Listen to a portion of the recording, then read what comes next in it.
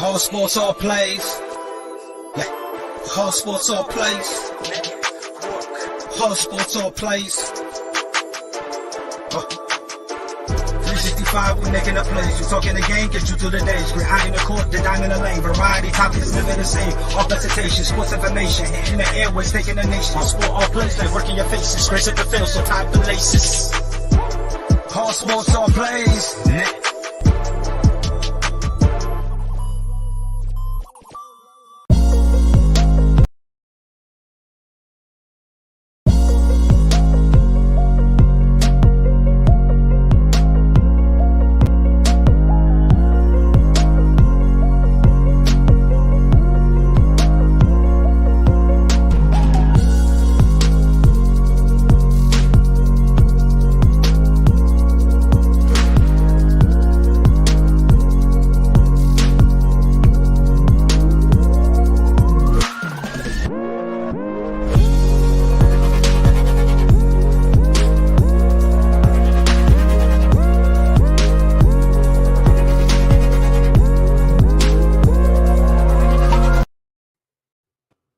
All right, what's up, everybody? Welcome to today's afternoon Blitz.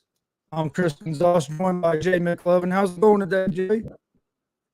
Hey, it's going well, man. It's been a little bit of a crazy morning, man. I had to go help the wife out there do some kind of book thing at the elementary school. So, I had to go from inappropriate Jay to, PG version of Jay. And I haven't seen that since 1985. So it was weird. PG version of Jay. I don't think I've ever seen it PG comes out every version once of in a blue Jay. moon. Yeah. What age does the wife teach? Man, so she teaches first grade. They're like 6-year-olds and things like that. Let me tell you, I couldn't be a teacher. There's a lot of things in this world I think I could do. Teaching is not one of them. Those little kids are little demons. I call them demons. They call them kids. I call them demons. They say, how many kids you got? I said, I don't know. I got about 14 demons. Oh, yeah. There are. I don't know. Hey, listen, I tip my hat off to teachers because quite honestly, especially at that age level, maybe junior high, high school, they're a little older. They understand things. It's not quite so bad, but definitely at the, kindergarten, first, maybe even second grade level, though it's just too chaotic. And I couldn't do it. Gonzo, I just knew right then and there I couldn't do it. So I got mad respect for teachers, and they definitely do not get paid nowhere near the money that they should be getting paid. I'll be honest with you.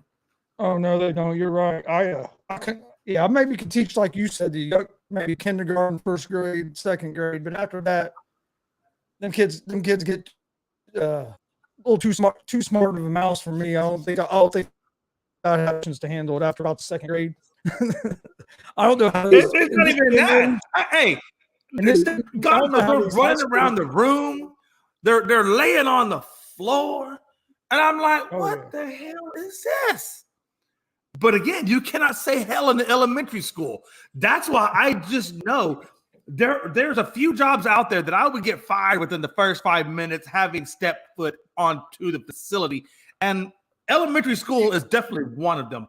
Maybe high school would be the second one because they piss me off and they probably want to fight, and then I'd get in trouble for fighting. I'm like, how you fighting at 50, against a 17-year? I said, let me tell you something. He disrespected me, and I had to put him in his place because Gator don't play that. Gator never been about that. Yeah, I couldn't do no high school, middle school in this day and age with how disrespectful some of these kids are anymore, man. Woo. I get tired. I'll be like you. That they'd be called. Well, you can't be fighting. Hey, they be going home saying, because knowing me, I get called in the office, and the principal, my boss, would look at me. He said, "Let me tell you something, Jay. You, number one, cannot get in fights in the class. It's inappropriate. It's not right. We're going to have to let you go. And my highly new recommendation for your next job assignment is please don't make other guy Gator references." I'm like, hey, it is what it is. I grew up in the inner city. What did you expect? Oh. No, but hey, like I said, I got a newfound appreciation for teachers. If you're a teacher out there, Oh, yeah. I got mad love, mad respect for you, and you definitely need to be paid more money because they're not paying you enough. I But truly guys, believe, what I about these truly believe. sports, man? I mean, how crazy right now is a whole damn sports world? Oh, it's crazy. You have Thursday night football game last night. Then you have the stuff going on with the Boston Celtics coach. You have football, college football rearing back up for this weekend with the NFL. What'd you think about let's start with the game last night. What'd you think about the game last night? I hear everybody calling for Mitch Trubisky to be took out and Pickett to be in, but I watched a lot of that game last night, and that wasn't all Trubisky's fault. Well, anytime your I know team quarterbacks loses, take more blame than everybody else. yeah, hey, look, you know how it goes. If your team loses, the first one that they're going to look at is probably going to be the head coach and see how the play calling was. The second one they're going to look at is going to be the quarterback. And then, they'll look at everything beyond that. But pretty much the two guys that are going to normally take the blame is the quarterback and the coach. But let me be honest with you. If you watch that game, that defense struggled. They struggled pretty mightily against the Browns, specifically when they were down there close to the goal line. I want to say it was the second touchdown of the game, I think it was. They were probably down around the 10-yard line, and Brissett throws the receiver, and I forget who it was off the top of my head. I think it was Njoku, but I'm not 100%. But basically the receiver did a little slant route, and it was maybe about an 8 or 9 yard pass, but the defender was behind him about 2 feet. And it was just too easy of a touchdown play. And so, as much as people want to blame Trubisky, I blame how they defended the plays. I blame the defense more so because if you watch Nick Chubb, they held Kareem Hunt to a couple of times and he did not get in. Then they put Hunt in, then they put Chubb in, and Chubb was on the 4th attempt able to get in. But quite honestly, I thought they should have been able to hold him even at the goal line and just limit it to a field goal. And, of course, that didn't happen. So, again, as much as people want to blame Trubisky, they want to throw, whatever the hell what's his name again? Hickens, whatever. Yeah, Pickett. I don't even care about the guy, man. He just Pickett, whatever. He's not – it doesn't matter. The point of the fact is that it wasn't the quarterback's fault. It was that, in my opinion – that the Steelers lost that game via their defense, honestly. That's just where I put the blame. Hickens, whatever his name is. Yeah, defense couldn't get off the field, especially in the second half, man. They let Chubb just kept running the ball. They couldn't get off the field, and then they made Jacoby Brissett look like he was an all-pro quarterback the whole game. You saw that same effect week 1 with Geno Smith in Seattle. And, of course, we know Geno has looked very, very Geno-like after that first game. And I think that's the same way with, in some ways with Brissett. I don't think Brissett is necessarily the greatest quarterback in the world. I just think that the defense, just did not play the game right. And Brissett was able to find some open receivers. And I really think the secondary of Pittsburgh is what let them down more so than anything else. Yep, the secondary, and then and also I think the offensive coordinator of Pittsburgh as well. Because if you look in the first half, Pittsburgh's offense was moving the ball, but in the second half they had like a totally different game plan. First half they went up tempo and they were moving the ball. Second half they didn't even try no up tempo. Didn't do none of the little screen passes that they were doing in the first half and having success with. So that offensive coordinator, I think, needs to take a little bit of the blame as well. And yeah, absolutely. I thought that Pittsburgh did not run the ball as much as what he should have. We saw a little bit of Najee Harris in there, but honestly, Najee was virtually, ineffective. And I almost kind of wonder if Najee Harris isn't even overrated. Yeah, you know what I'm saying? Like, what has Najee Harris really done in the NFL? What is this week? Year two, I think he's been in now. Yep. It's either year 2 or year 3. But honestly, what has Najee Harris done for the Pittsburgh Steelers in the run game? Not a whole lot. I don't think it's time to go to Pickett yet. I think if you go to Pickett now, you're making a big mistake for a couple reasons. One is if you go to Pickett now, next game you play the Jets. Okay, that's not a hard game, but then after that, their schedule is tough. But if you go to Pickett now and you get in that tough stretch of the schedule, and he's not doing no better than Trubisky, there's no going back. I mean, this is your first round draft pick. So if you go to him, you're going to have to stay with them, because if you go back to Trubisky, then you're basically saying that you're giving up on your first round draft pick already. So I don't think Tomlin's going to make that move yet. I think the media and everybody's going to be putting a lot of pressure on Pittsburgh to try to make that move. But I don't think Tomlin's not the kind of coach that listens to outside noise. I think he's going to do what he thinks is best. And I don't see him making that move yet. No, I absolutely don't see him. Tomlin is not the kind of guy that just panics, at the sight of a loss. He's going to give it more than just that. And let's be honest, Pittsburgh is what? They're 1-2, so they're one game under 500. They've only played 3 weeks. So, you gotta kind of give it a little bit more than just that if you're going to yank him out. But again, if you look at Trubisky, he didn't look. Trubisky did not turn the ball over. There just weren't any touchdowns. That's the problem. But at least throwing, touchdowns. He went 20 of 32 for 207. And again, there was no touchdowns, but there was no touchdowns, but there was no interceptions. So honestly, I don't think it's time to pull him yet.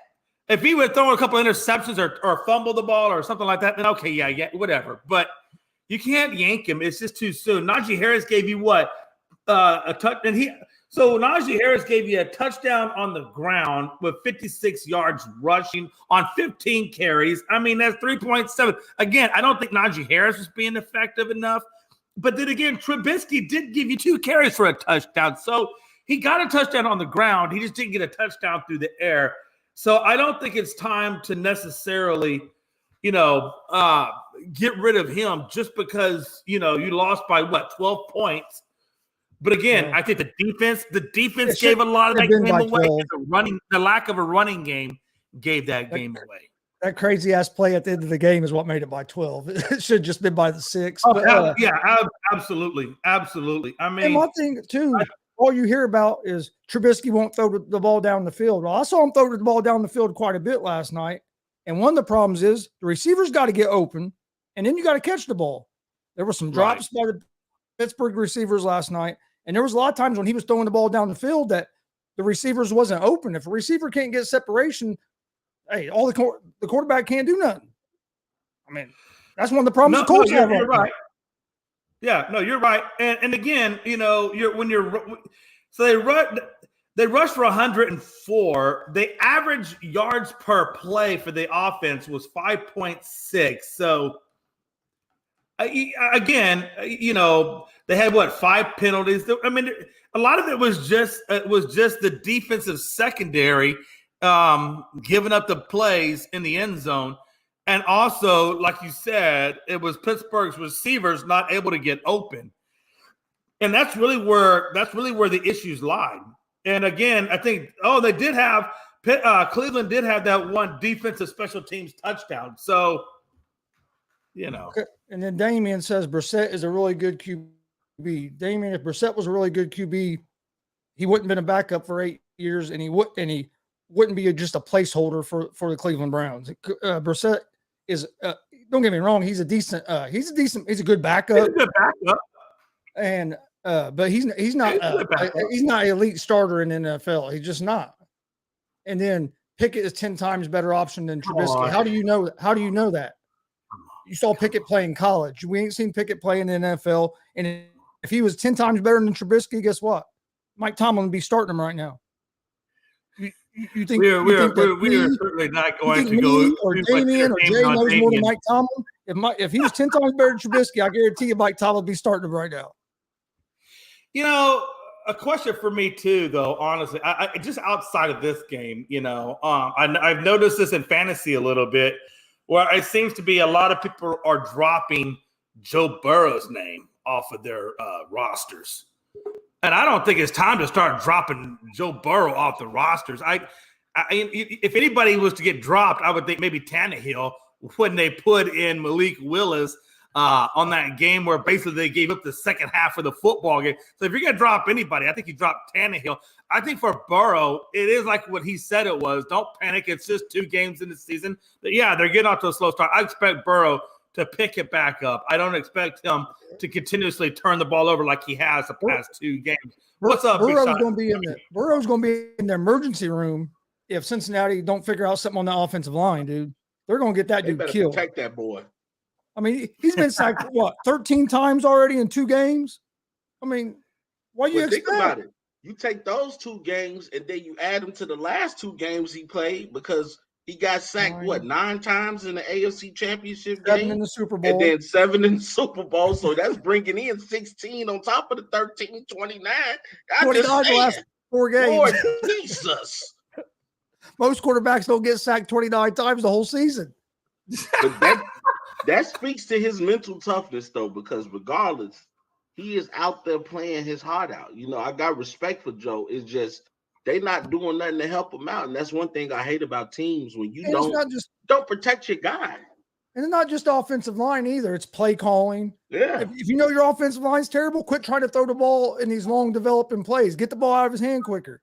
Yeah. Well, they're definitely going to be looking at coaches now because I mean, we just spent all this money on this line, and we still suck. Or wheel routes, or quick curl routes. 10-yard curl routes, whatever the case they want to do. But yeah, the long development plays, he don't have that much time. And Smoking Joe is getting banged up quite a bit. He's Smoking Joe's getting smoked. Oh, he is. What's been happening? He been smoking a lot of cigars too. After he just be sitting there like, damn. And he's not. It ain't like he's a real big dude, man. You can't be taking all those shots like that. I mean, they've already got him. I don't think any quarterback can take shots like that. I mean, eventually, you're gonna even the biggest of like Culpeppers or Ben Roethlisberger's. You sack them like that too, they're gonna get just as hurt. But I do one thing I do agree with Rob about is Burrow don't get flustered. He'll stay in there and take those hits. He I don't know how, but he does. I'd be like, fuck this. You know what? He's gonna have to learn the Tom Brady approach. Just gonna have to go psycho on everybody. Once you go psycho on the team, they gonna understand. Hey, start throwing some tablets. Stop playing with me and protect. You know. No, Jay, I agree with you. People are panicking too soon in fantasy, getting rid of Burrow already. No. Yeah, I think it's just too soon. We're only a few weeks into the season. We got a long season. I don't expect the Bengals to stay in the state in which they're in. I expect them to right the ship. How long it takes, I don't know. Over there. There are too many weapons over there. We got Higgins. You got that tight. Yeah, Higgins, Chase, Mix. Mixon, right? Running back. I'm sorry. Mixon. He got weapons over there. So especially Chase. I mean, remember him and Jamar Chase were looking like top 5 connections between receiver and quarterback last year. So, absolutely. Like I said, I mean, they're only averaging maybe 1 or 2 touchdowns a game, but they're giving up just as much. Yeah. What do you guys think of the game last night? I know I probably caught that. I'm sorry, I was finishing up a meeting last night, but Mitchell. So I didn't think Mitchell played terrible. I think he didn't play terrible, and I'm not. Pittsburgh's defense has to be able to get off the field especially in the second half. Yeah, and then I thought the offensive coordinator was bad in the first half. Pittsburgh was moving the ball down the field, and in the second half, it was like they went to a totally different philosophy. They quit doing the up tempo. They quit doing some of the short little passes to some of the receivers that was creating some space, and they were just trying to go down the field, which is fine. But if the receivers aren't open, it's hard to go down the field. Well, and Rob, it's just like we talked about, right? Like Mitchell Trubisky, he's a game manager quarterback. That's what he is. Elite QB. He's a game manager quarterback, and he did what he was supposed to do. He managed the game. He did not throw any turnovers. He did not give you any fumbles. The problem was, like to Gonzo's point, if you don't have a receiver to throw to, it's really kind of hard to generate offense. And he gave you one rushing touchdown. It's not like he didn't try, to get, he gave you what he could. But again, if the receivers aren't there to help him. What'd you think about that OBJ catch that Pickens made? Oh, you know what? Crazy. They asked who did it better. And the only reason I said OBJ, because it's kind of like watching Vince Carter dunk and then watching everybody else dunk. It's like I seen that before. Yeah. You know what I mean? It was a spectacular catch. Don't get me wrong. Takes skill, but I saw it already. No, Rob. No, let's not do that. Let's not minimize it like that. Because I saw it already, man. I'm telling you right now. Ain't no way in hell any one of us in our prime gonna be making that kind of play. I'm sorry. I'm not comparing it to me. If you're comparing it to me, then man, that was 1,000 on the Richter scale. If you comparing it to me, but comparing it to another athlete, it was okay. But even if we want to compare it to the NFL, how many receivers are out there making those kinds of plays? Got those kinds of ain't but a handful of receivers I can think of that probably got hands good enough to catch a ball like that. I'd probably put Larry Fitzgerald up in that group. Maybe a TO.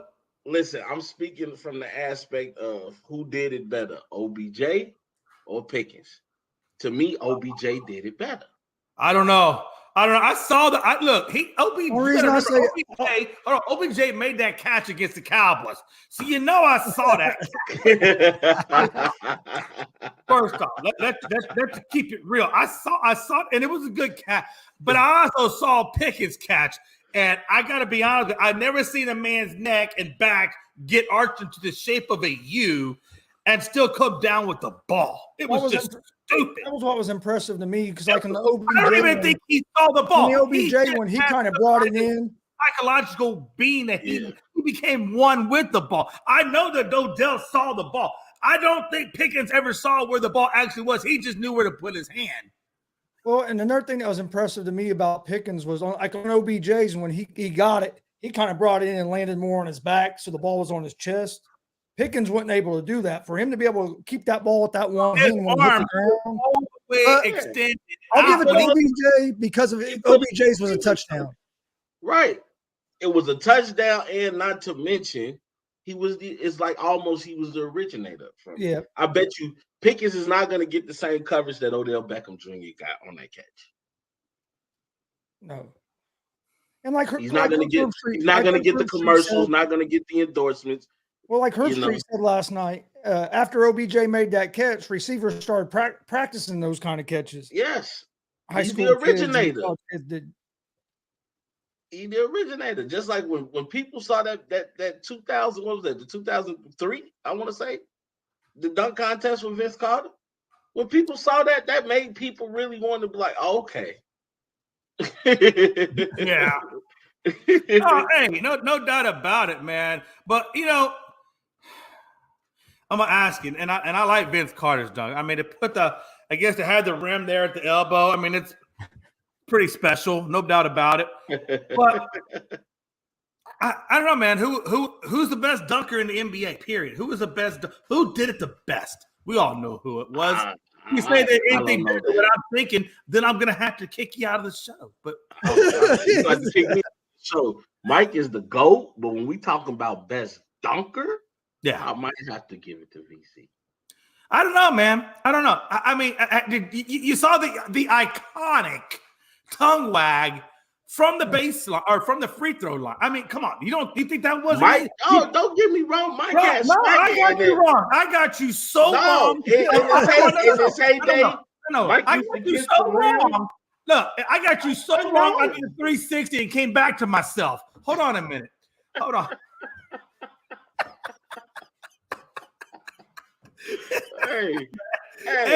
Hey, listen. Hey, I'm just telling you though, Vince Carter was something special. Rob, let me ask you a question. Hold on, just think about this for a moment now. Yeah. Think about it. If Michael could go from the free throw line and swish it with the tongue wag, the beautiful, hand like this, hammer throw down. What's to think that he couldn't have did the exact same elbow dunk if he wanted to? I'm just saying. I think that the elbow dunk was definitely in Michael's wheelhouse. I don't know that Vince Carter could have dunked from the free throw line. I don't know if he dunk from the free throw line. Remember, that was his last dunk, and he did it wasn't from the free throw line. It was. I saw the play. It was inside the free throw line. It wasn't at the free throw. Mike was inside the free throw line. No, Mike was not inside the free throw. Yes, he was, man. Yeah, see, that's the problem. That must have been when you had the old prescription. Now you get the new prescription. No. I had younger eyes on him. I had even younger eyes on him. Hey, like this. Do like this, and then take your phone and do like this. Because you can see better right here. I'm telling you. Hey, I'm telling you, man. Don't discredit. I'm never, in no way, shape, or form, I don't want anybody watching this to say Rob said that Vince Carter is better than Michael Jordan. I am not saying no, that. That's exactly what I'm saying is, talk about pure dunking, like if they have a dunk off, let's put it in these terms. If they having a dunk off, I might go with Vince. I'm just saying. That's good because I'm pretty sure I'll make your money with Mike every day of the week and probably twice on Sunday. But here's something I'll give Vince and Jordan credit for is they would compete in the dunk contest. You got the stars nowadays that won't even compete in the dunk contest. Yeah, I would love to see. Hey, watch this. I would love to see John in the dunk his contest. dunk was so iconic that they put it on the back of a tennis shoe. When's the last time you seen Vince Carter in the elbow on the back of a tennis shoe? Hey, when the last time you seen a lot of players on the back of a tennis shoe? That is not gonna happen.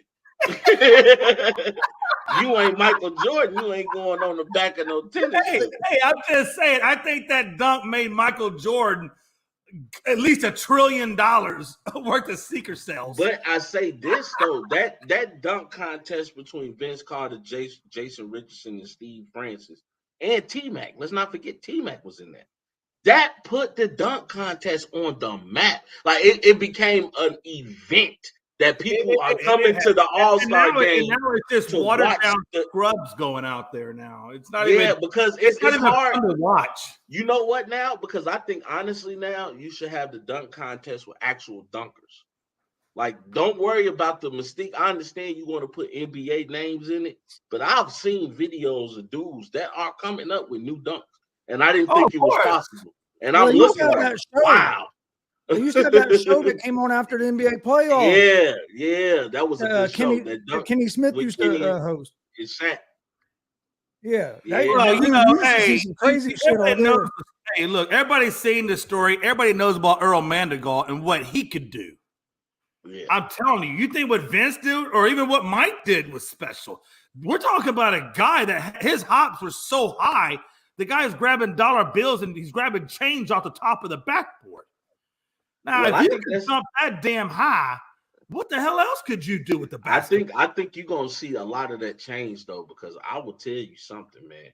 These new generation of kids, they are like athletic at like 8 years old.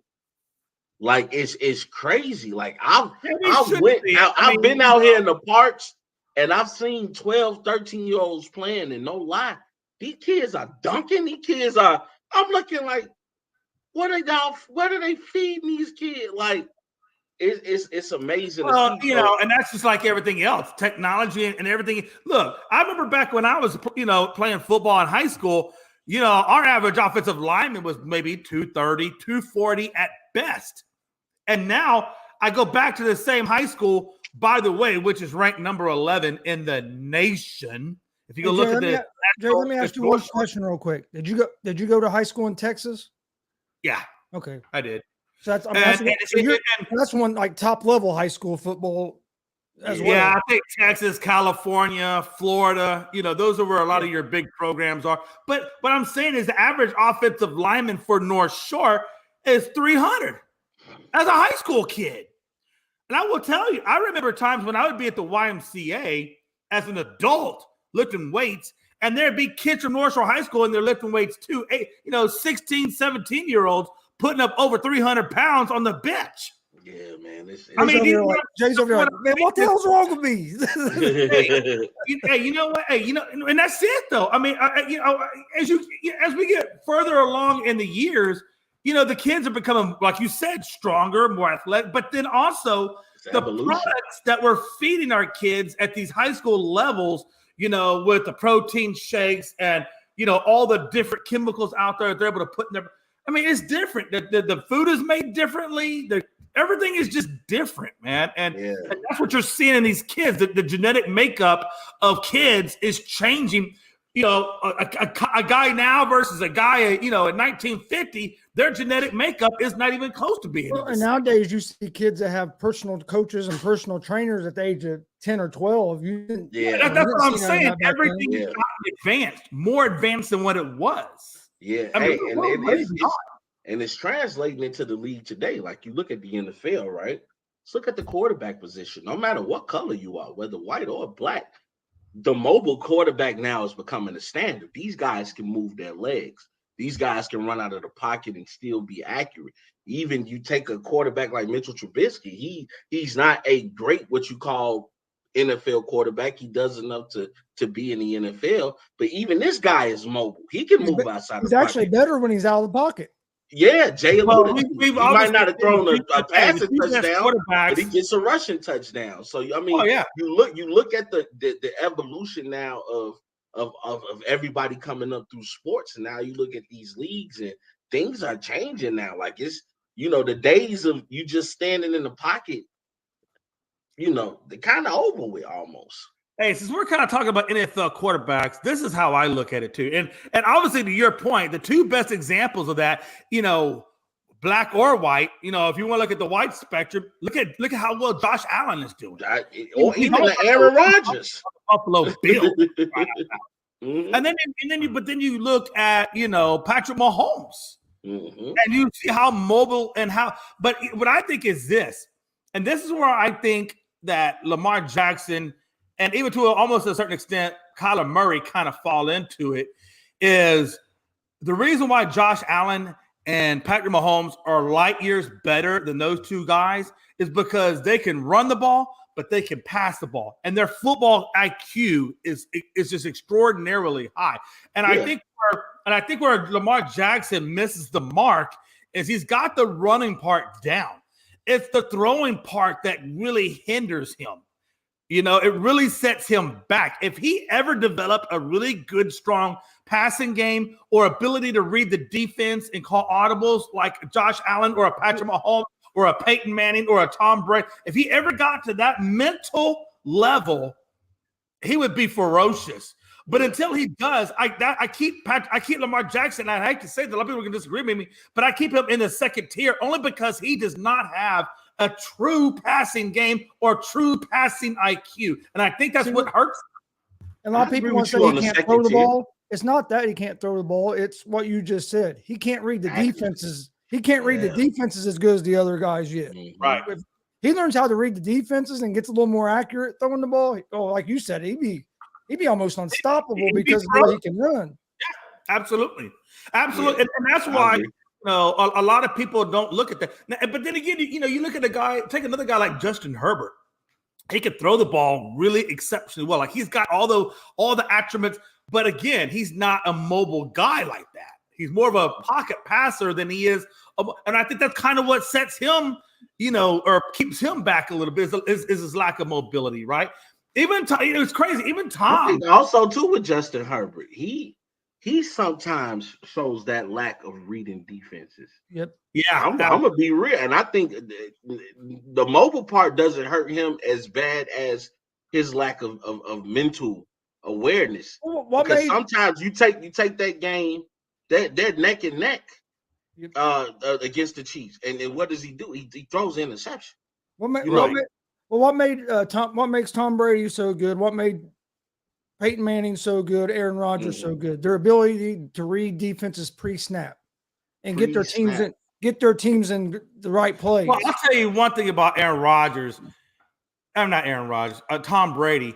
And I'm not diminishing in any way, shape, or form that he's the GOAT. Okay, I give him that. But again, sometimes we often overlook what Tom has had at his disposal too. Tom is not the most athletically great quarterback in the NFL. He's not. I think his combine showed that he wasn't the greatest athletic quarterback in the world. I just got to. But what helped Tom out tremendously was two things. Number one, he's a very extremely intelligent person. When it comes to football, he has an IQ that's like the Whopper computer from the movie War Games. Okay, now you talking, my friend. Yeah. Number two, when you have an IQ like that, and you're a teachable guy, and you have a competitive drive that's stupid, and then you have a coach like a Bill Belichick that is able to bring all those attributes and make the perfect specimen from a mental standpoint, it's no wonder we got a Tom Brady. But let's not forget, please, that Tom Brady he has been number one protected from he's had a great offensive line. He's had good receivers, maybe not elite. He did have Randy Moss, let's not forget, but he also had really good, dependable guys like a Wes Welker or an Edelman. He also had a great tailback in Kevin Falk. And he has had Sonny Michel and a few of the running backs help him along the way. Okay? And let me tell you something. If you know one thing about Tom and where Tom's weakness is, we all know Tom Brady's weakness is the fact that he does not operate under pressure. He don't. We saw that in the Atlanta Falcons first half, where it was 28-3, and they kept pressure, and he could not operate.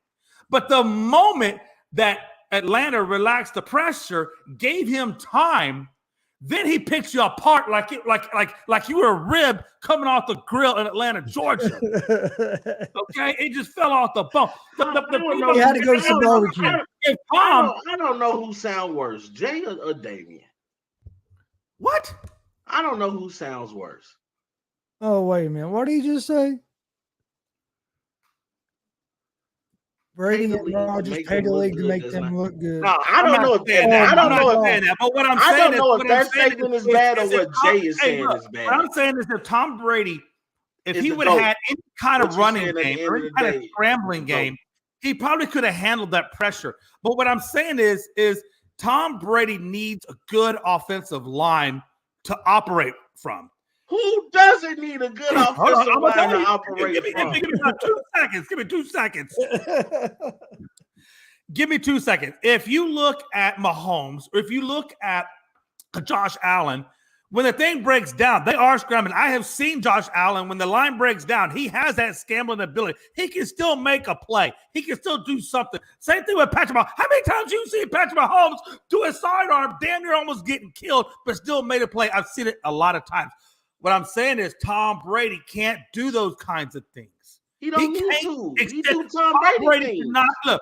Tom Brady under pressure could not extend the play. Wait a minute. What was the reason they said that the Chiefs and Mahomes? Examples, Rob. Don't look at me like I'm on crack cocaine. You give me some examples. Hey, but what was the reason they said that Mahomes and the Chiefs lost the Super Bowl a couple years ago? Because of their offensive line.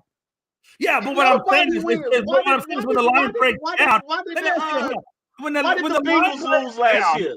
Why did the Bengals lose last year? Why are the Bengals 0-2 right now with a quarterback like Smoking Joe at the helm and taking over the reins back there?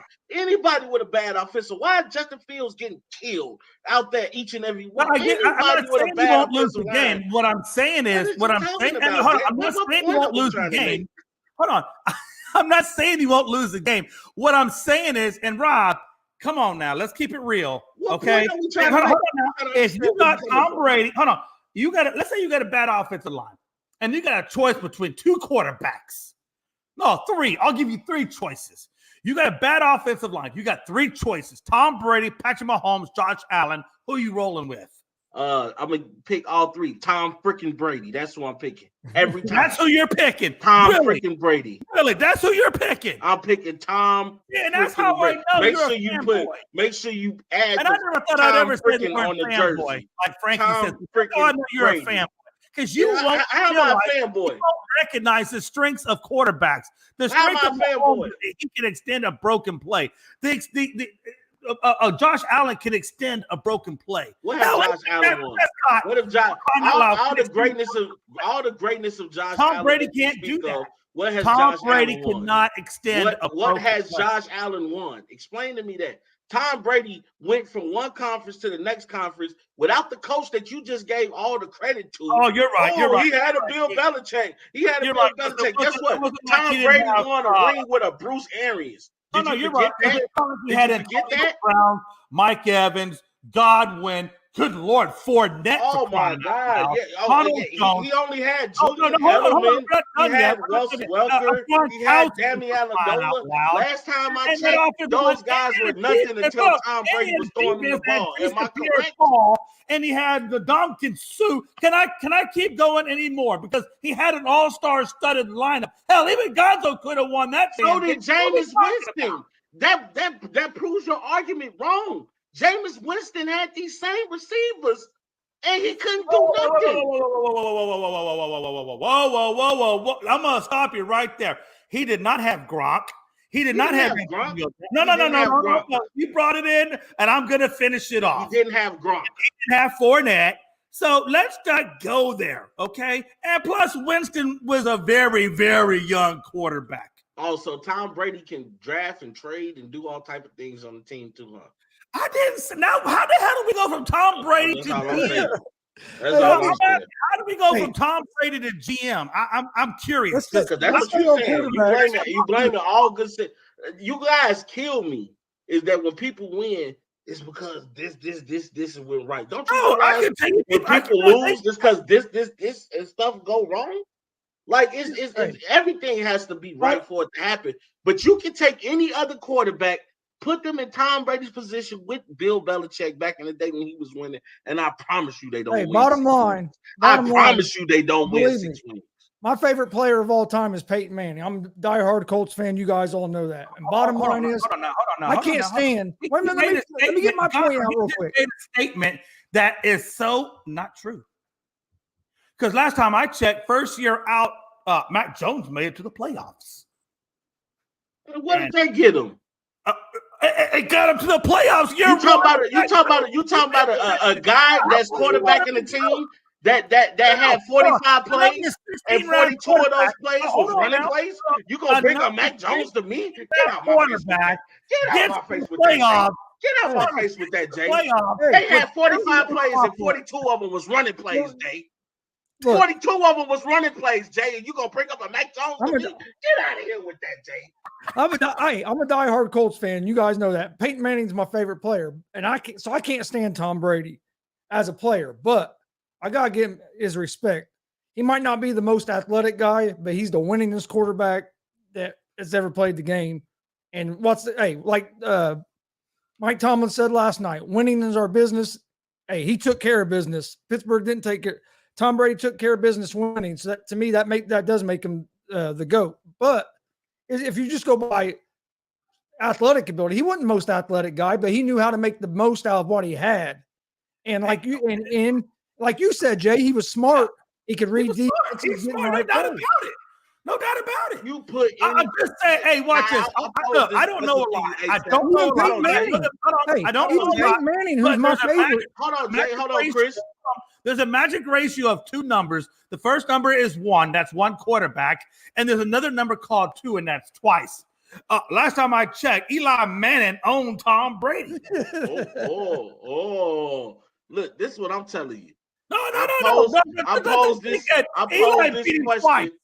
Eli said, hey, Tom, F you, twice. I posed this question. At some point, I think he even pulled down his pants and mooned Tom, but I can't prove that. Hey, I posed this question to the ASAP audience. You put any quarterback in Tom Brady's position at any point in time with the New England Patriots, I promise you they don't win 6 rings. See, but I promise you they don't. And to argue at Jay, yeah, it took a guy to call on the name of the good Lord Jesus to catch the ball with his helmet in his hand to beat Tom Brady. You get out of here with that. I think if you put Peyton in New England with Belichick, they might have had a chance to win 6 because of the defense. That's one thing Peyton never had in Indy was a strong defense. So I think He did have Peyton might have had a training chance. for a while. As great as Peyton was, Peyton is probably the only quarterback that has a chance to do that. Any other quarterback, I promise you, you give Ben Roethlisberger, you put him in that position. You put Matthew Stafford in that position. Here you go, Rob. Put Troy Aikman in that position. This will be a good one for you. You know what? I don't even know why I listen to David. You almost give my city a bad name. Don't talk to me about no sports no more, David. Hey, but staying on quarterbacks, Jerry Jones said he hopes that Dallas gets a quarterback controversy between Rush and Prescott. Yeah, I'm all for that, honestly. I'm for it. I'm for it too, but here's my thing. Hey, look, if you got controversy, that means somebody winning games to put you in that. Yeah, but what if, let's say that Rush goes undefeated till Dak comes back and is. Do you make that move right back to Dak? Because I think you gotta be honest, Dak wasn't playing good when he got hurt. So apparently Dak is supposed to be back. They're saying I think they're rushing him back myself. They say he's got to come back October 2nd. I think Jerry's going to play him. Me personally, I say, you know what? Ride the hot hand. I always believe you ride the hot hand until the wheel falls off, and then you go with something else. If somebody's getting you wins, you roll with that. And if Cooper Rush is getting you wins and he's throwing the ball and he's not turning it over, why would you not roll with him? Honestly. But they're going to say, well, you know how much money Dak makes? Okay. Well, yeah, but how many losses did we take as well? So I don't know what are we talking? I just don't know if Cooper, if he's good enough to get us to the playoffs, is he good enough to get us through the playoffs? And that's where, but again, hey, Dak he only got us one round in, so why not give Cooper the opportunity? And what's it going to hurt, honestly, at this point? You know what? This is what I'm going to say about this situation. Dak is going to play just because Jerry Jones is not going to bite that bullet. He's talking what the media needs to hear, but he paid that man $75 million last year. Oh, you going to play, and you better play well. But what he's going to do now is he's going to find some way, if Dak doesn't play well and Cooper does, he's going to find some way to dangle that over Dak's head. Right. And in some way, somehow, he's hoping that this either A, gives him a reason to bite that swallow that pill and get rid of Dak and try to prepare again for the future, or B, the threat of Cooper Rush being there and possibly finishing out the season will hopefully give Dak the motivation that he's been lacking and light that fire under his ass to play better. So either way, I think Jerry Jones is looking at this as a win-win situation. Either I'm going to have to realize I lost some money and get rid of you, or this gives you the proper motivation to win us ball games and to pay me back on my investment. Oh, absolutely. Here's the thing. Number one, Damian, you say that I should stop smoking, but you just made the worst comment of all. Maybe you need to start smoking more.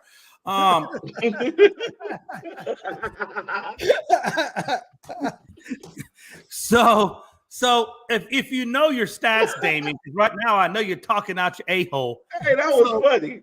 I don't think I've heard anybody say you need to smoke more. Hey, or get off the stems and seeds and go to the actual main part.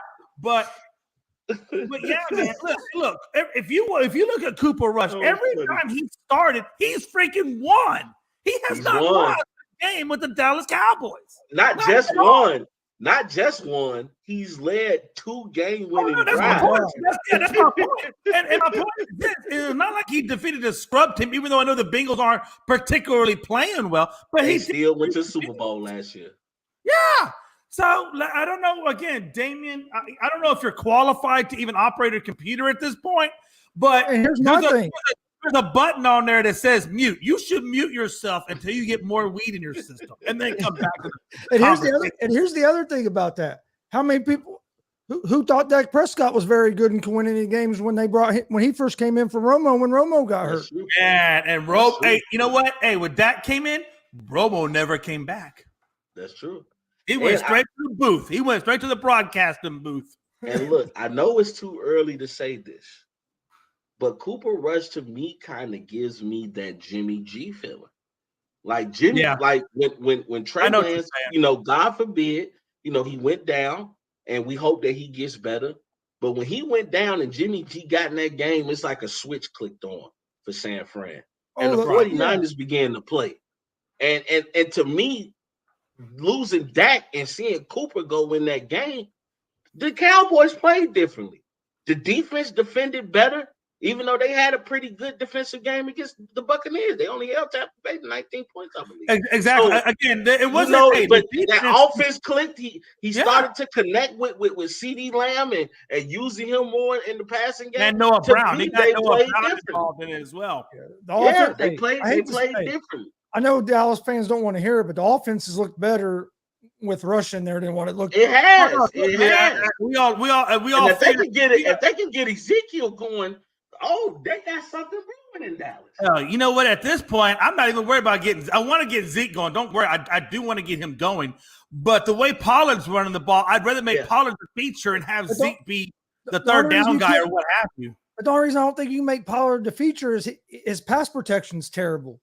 Yeah, it's horrible. You're right, because Zeke's is so much better. I get it's better than Pollard. Better than Pollard. Yeah. No, I mean, hey, look, trust me, I get it too. I understand what you're saying. And again, but don't get me wrong, Pollard's running the ball better than Zeke. Dallas only gave up one touchdown. That's it. One. The rest of it was field goals. And like you said, if the offense could have got going, we could have won that damn game. It was the offense that just because the defense was holding them. They weren't giving up a lot. All we had to do is make a few scores here and there, and we're good. Or move the ball, and we're good. And went Dak's QBR in that game like 12.3 or something like that. I think it was probably the equivalency of Damien's IQ. Hold on a minute. Lord Jesus. Wow. Jay ain't holding back today. Hey, I'm fired. Hey, he was PG. Frank called me at midnight last night today at the school, so now he's rated RJ again. Jay started his career now as a stand-up comedian, and he quick with it. Well, I'm telling you, bro. We call Nick Cannon and get this man on Wildin' Out. Did you go back? Did you go back Wednesday night? I did. I killed it. But again,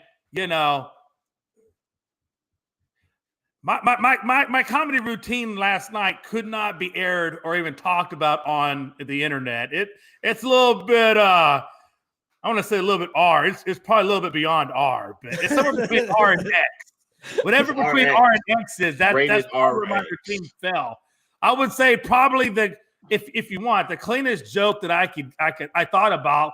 I pretty much just talked about my life. That was my comedy routine last night. Was reflecting back on the last 50 years and what Jay's learned in 50 years, and one of the things, that I've learned is that I got extremely lucky with Mel. And what I mean by that is, I'm realistic about my appearance. I know I'm a 5. I'm a strong 5, but I'm a 5. If you take out the glasses, I could probably bump up to 6. So Melanie's probably, in my eyes, she's out of my league. She's about a 9 or a 10. And I always believe that you can round up maybe 2 spots. You can carry 2 spots if you have a good personality. I got a decent personality, so I'm gonna give myself 1 spot. So 1 spot from 6 is 7, and even with the 2 bump, it's 9, and I'm still 1 shy at 10. Luckily, I met her in aisle 3 at Walmart, and they were running a special, and Melanie said, in the Lord's light of Walmart's discount, I'm going to give you a one-time credit of a point, so therefore I'll go on a date with you. And that's how I met Mel. And thank God for that, because my looks and personality would have never gathered a woman of her intellect or beauty. Look at that. Did you get a good response from the crowd that was there? Yeah. Yeah, I got some vagina pics on my cell phone afterwards. It was great. No. In all honesty, I did get a good response. There was a lot of clapping. There was a lot of it was pretty good. It was pretty good. All right, you want one more? I'll give you one more. Hey, Jay, you a fool, bro. Yeah, I am a fool. Hilarious. He's like, I wish I lived closer because I'd go watch you. I'd go watch you do comedy, dude. Because I guarantee I would come out there. So, hey, I'll give you one more. In Savannah, there's pockets of, good and pockets of very criminalistic activities. And the pockets are all over the place. I mean, it's not like you can say, if I go to the south side, I'm in the rough part of town. Or if I go to the east side, I'm in the better. It's not like that. Savannah is just pockets of good and pockets of criminally bad. And so I talked to my friend Ryder, who's another white guy. And I said, Ryder, I think across the street, it's a rough part of town. I don't know if me and you would survive over there. So I said, we need to get us a diplomat that can take us into the rough part of town. So lo and behold, we met Ronnie. We said, Ronnie. I said, hey, listen, you ever been in jail? He's like, no. He's like, do you know how to fight? He said, decently. I said, do you know how to negotiate? He said, somewhat. I said, all right, now, Ronnie's black. So we made Ronnie our diplomatic coordinator, and we went into the rough parts of town. And just by his diplomatic relations alone, we were able to make it to Walmart. It's all good. It's all good shit. That's, like I said, that's one of the lesser jokes. But you got to come to this show, man. Gonzo, I wish you lived closer by. Hey, if I did, I would definitely. Rob, I wish you lived closer by. I'd give y'all free discounts, or at least a Happy Meal. I don't know. What's wrong with you? I can't afford much, man. I can't afford much. Astros, Judge. Can we talk about the fact that what I noticed last night, since now Judge is 2 homers away from 62, he's already got, if the season ended today, he's got the Triple Crown. We got 15 more games left to play in the season under him. What I noticed last night was that Boston Red Sox refused to really pitch to him, to the point where they walked him I think 3 times, and I think he did hit a long ball, and it was caught at the wall.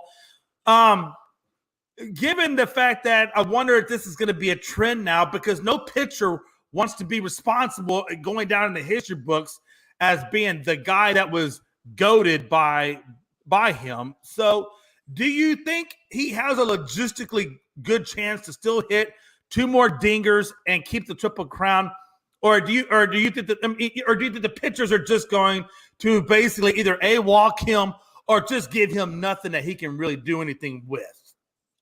I think he's going to get at least 62. I hope he gets the Triple Crown, because to me that's more impressive than just getting the home run. I wanted them to get over 73 as well. I wanted them to get, but he's not going to make over 73 now. Okay. And the reason I say that is because I know some people don't want to give Barry Bonds credit as he's the home run king at 73. Right. But to me, you have to.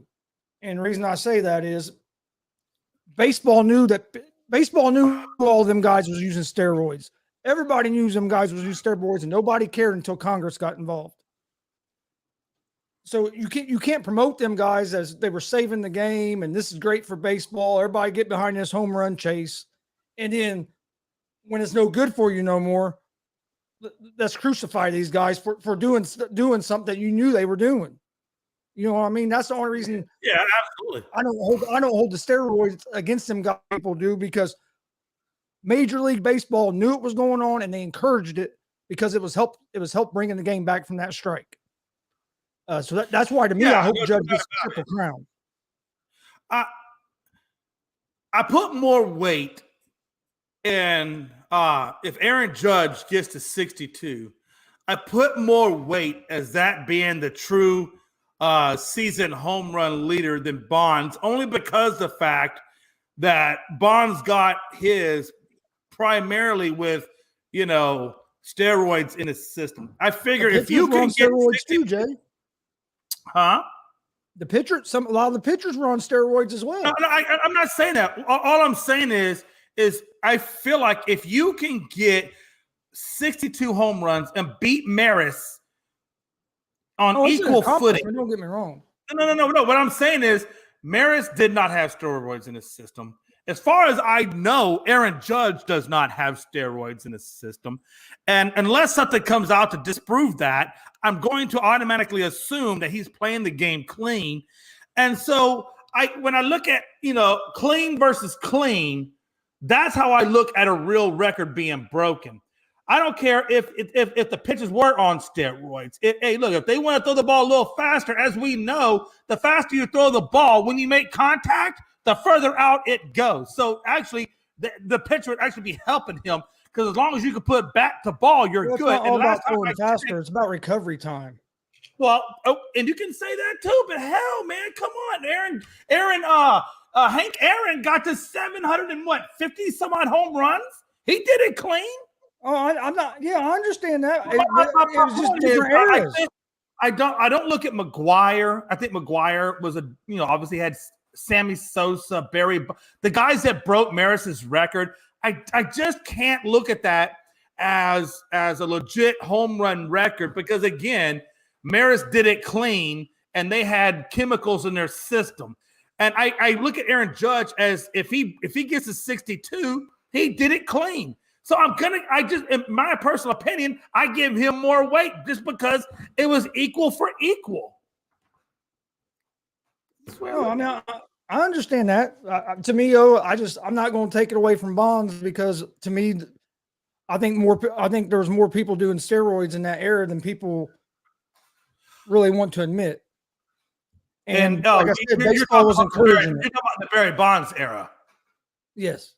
Yeah, of course. Oh, absolutely. A lot of them, of course. And the thing about it is, what gathers me, take another guy, for example. Take Nolan Ryan. Nolan Ryan did it clean. He wasn't on those steroids, and he got the most strikeouts. Are you sure? He got 5,000 freaking strikeouts. So, hey, Jay, are you sure he done it clean? Yeah. I just had to mess with you, because I know you get fired up about Nolan Ryan. He's really in an era where, they hadn't got to talk about Nolan.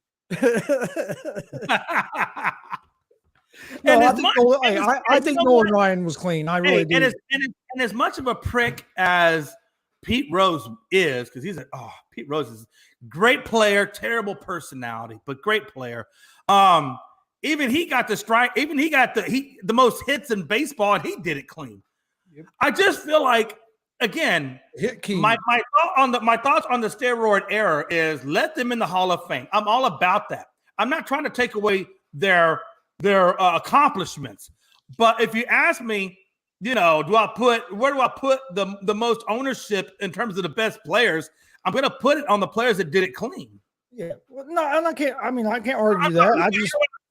But I don't think that just because a guy did steroids, I'm going to take his record away, or I'm going to not allow him in the Hall of Fame. I'm not going to persecute him like that, Yeah. But when it comes to records, them guys not being in the Hall of Fame to me is just terrible for a few reasons. One, like I said, baseball encourages stuff, but for two, what's the Hall of Fame supposed to do? It's supposed to tell the history of the game.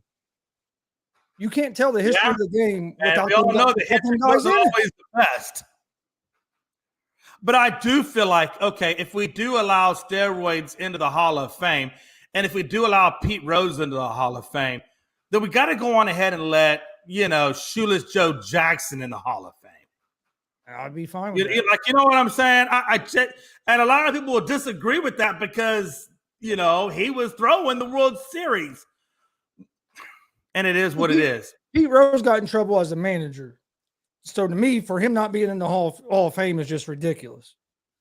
Right. I think he should, and I've said that before, I would not let Pete Rose in the Hall of Fame as a coach, but I would let him in the Hall of Fame as a player. Hey, you know me, I'm a diehard Pete Rose guy. I have a tattoo of Pete Rose on my leg. He's been my favorite player. Charlie Hustle, he's been my favorite player. But I think he belongs in the Hall of Fame. You know who I got a tattoo on my leg of? I don't even know what you're going to say. What are you going to say, Jay? You've been on a roll today. It was just the way he said it. You know who I got a tattoo of? I got a tattoo of a person who I'm now this is a joke, but at the same time, I'm being serious about what I say about the person. I put a tattoo of somebody on my body who I respect, who I think is an intelligent person, a great human being. I put a tattoo of Rob Scott right there. Rob 2 cents. The emblem right there, well, I'm telling you. But I did tweak it. I did tweak it. I took Rob, I cut him in half, and I put Rob $1.25.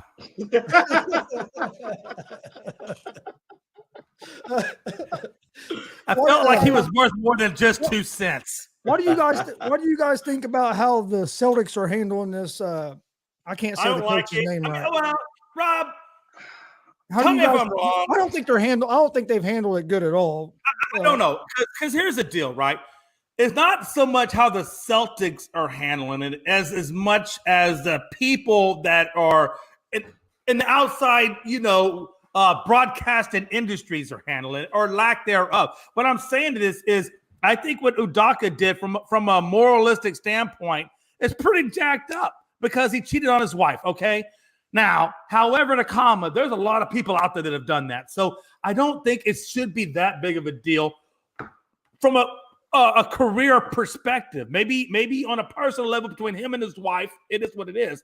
But where I think the Celtics did kind of get it right is in the workplace. If they say the rules are we don't want coworkers dating each other, and there's a lot of with employees. Well, and there's a lot of firms out there that are like that. I mean, that's a commonplace type of thing.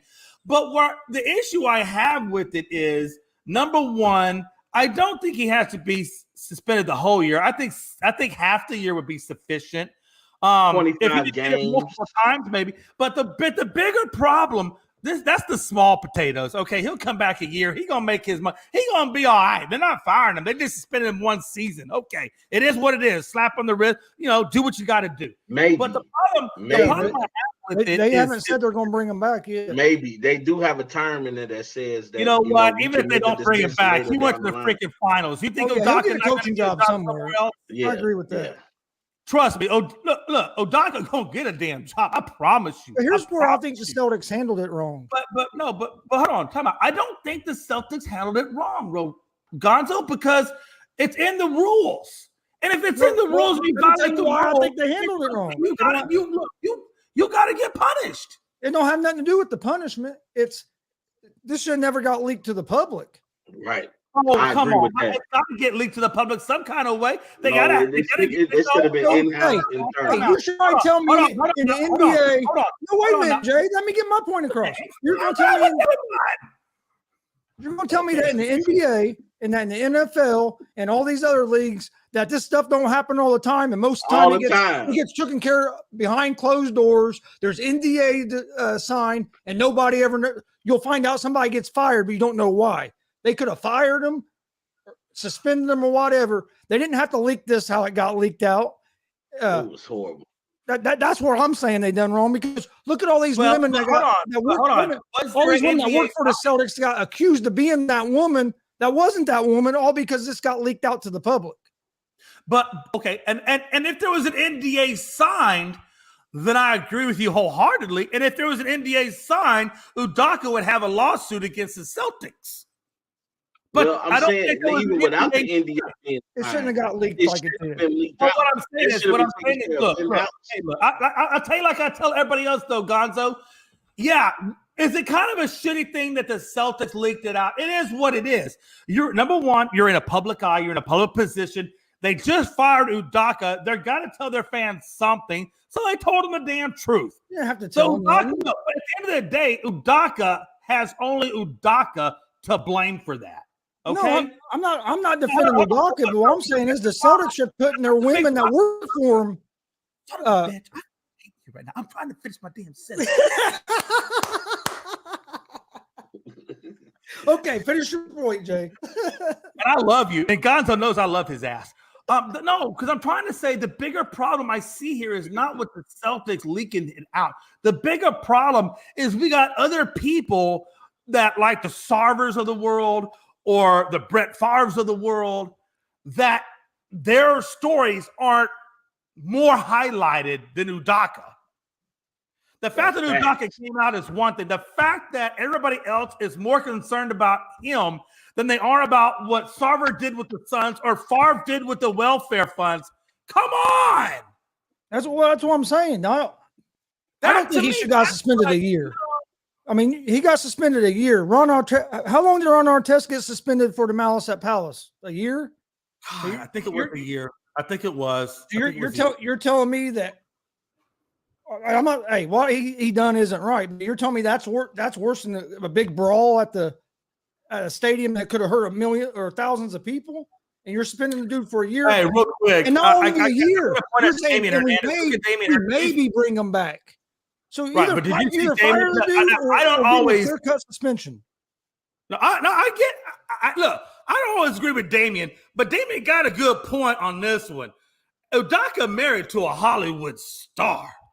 If the Celtics didn't leak it, I promise you, her reps or somebody and her platoon would have let that out to the Inquirer. They would let it out. Look, that wasn't going to go away. It wasn't going to get handled like 90% of these other stuff does. Say something. Somebody on her side it was going to. I always say the first one to the telephone, the other one's going to jail. And the Celtics were the first one to the telephone, and they outbeat his soon to be probably ex-wife. And it's true. So it's like maybe the Celtics were just trying to get ahead of the curve and be like, look, bro. Get ahead of unless they're lying and saying unless they're lying by saying it was consensual, there ain't nothing to get ahead of. There is because of the fact that it's against their rules. The workplace. You either fire them or suspend them. You don't have to get ahead of nothing. Well, again, when they fire him or suspend him, they got to have a reason. And what I mean by getting ahead of it, have to become public. You could say we fired him, and that's all you have to say. You didn't have to give a reason. There's been a lot of people in the NBA, NFL, all professional sports that have done this exact thing. They get fired, and the public never find out why. You know what? I mean, that was my only thing about it. And to me, it's not fair to the other women that work for the Boston Celtics. I'm going to give you the reason why. Look how many women that were getting messaged and accused of being that woman yesterday they didn't even shouldn't have had to went through that. And now Boston shoots themselves in the foot because now you without your coach that just took this team to the NBA Finals. You have a Jaylen Brown that's already salty at how the organization has been threatening to trade him or been, using him as a piece to try to get more pieces to Boston. As Damian just alluded to, as Chris popped up on the screen. But now Robert Williams is going to be out 8 to 12 weeks for arthroscopic surgery. So now, you're shooting yourself in your foot. And not to mention the East is getting stronger. Because now a lot of people are saying, hey, look at what Cleveland did, add Donovan Mitchell. Look at Detroit. Look at Detroit on the come up. Look at it from a legal standpoint, though, Rob, Chris. Look at it from a legal standpoint. Let's say, okay, we fire or suspend him a year. He takes it to the NBA Players Association, or worse, he tries to sue the Celtics for a wrongful termination or whatever. Now they got to. I think at that point the Celtics are like, look, we let him go. This is the reason why they got ahead. I think it's more legality that they got ahead of it rather than have him do something. And then now they got to come out and now it's his word against their. There's a lot of perception. Everything about the entertainment world is all based on perception.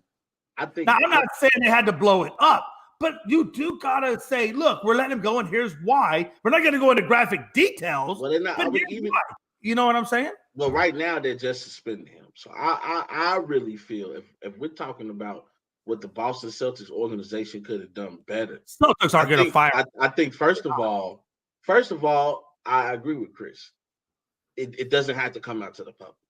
We could have handled this internally. And if you got a question of why Ime Udoka's not sitting on the sideline right now, he's suspended due to internal reasons within the organization. He'll be back at this later time. That's all you have to say. You don't have to give a reason why.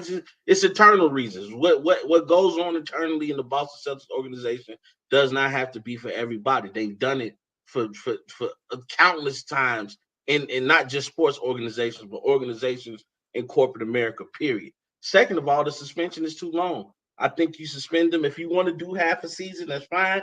I think 25 games is okay. You fine them amount of money and you let him go on about his business. Yes, you broke a rule. You broke a policy. You're not going to fire him about it. Suspend him, fine him, and then let him come back, go about his business. As far as putting his business out in the open like that, it didn't have to be done. It did not have to be done. You know what I wonder is this. I hate to say this, but would they handle? Hold on, let me say this. What I wonder is this. We know what happened to Udaka. Okay, we know what his punishment was. What I am curious about is what was the punishment to the other person. What I mean by that is Udaka got suspended a year. That's where we're standing. Now, whether he gets let go or not, that's down the road. But we know right now, at the very least, he's just suspended. What if they fired the other person? We don't know that, but I mean, how bad would that be? No, they came out and said that the other person, that she's not getting no punishment at all. She chilling. Really? She chilling. Yes, she's not getting no punishment at all. She chilling. Well, she should have been. They said that during a press conference earlier today. He was probably suspended. They should have suspended her like they suspended him. It should be equal across the board. Look, I'm not saying they got to put everything out. Oh, hello, Greg. Now that's pretty damn funny. Yes, it is. Yes, it is. You know what though? I hate to say it. Hey, Rob, I hate to say it, but if this was a white coach, would they got out in the public like it did with them with the I can't say his name with him. Hey, look, but this ties what Jay had just said. This is the problem I have with it. It's not the fact that you want to report about it or talk about it, as Greg alluded to on the morning show when he commented. America loves a good sex scandal.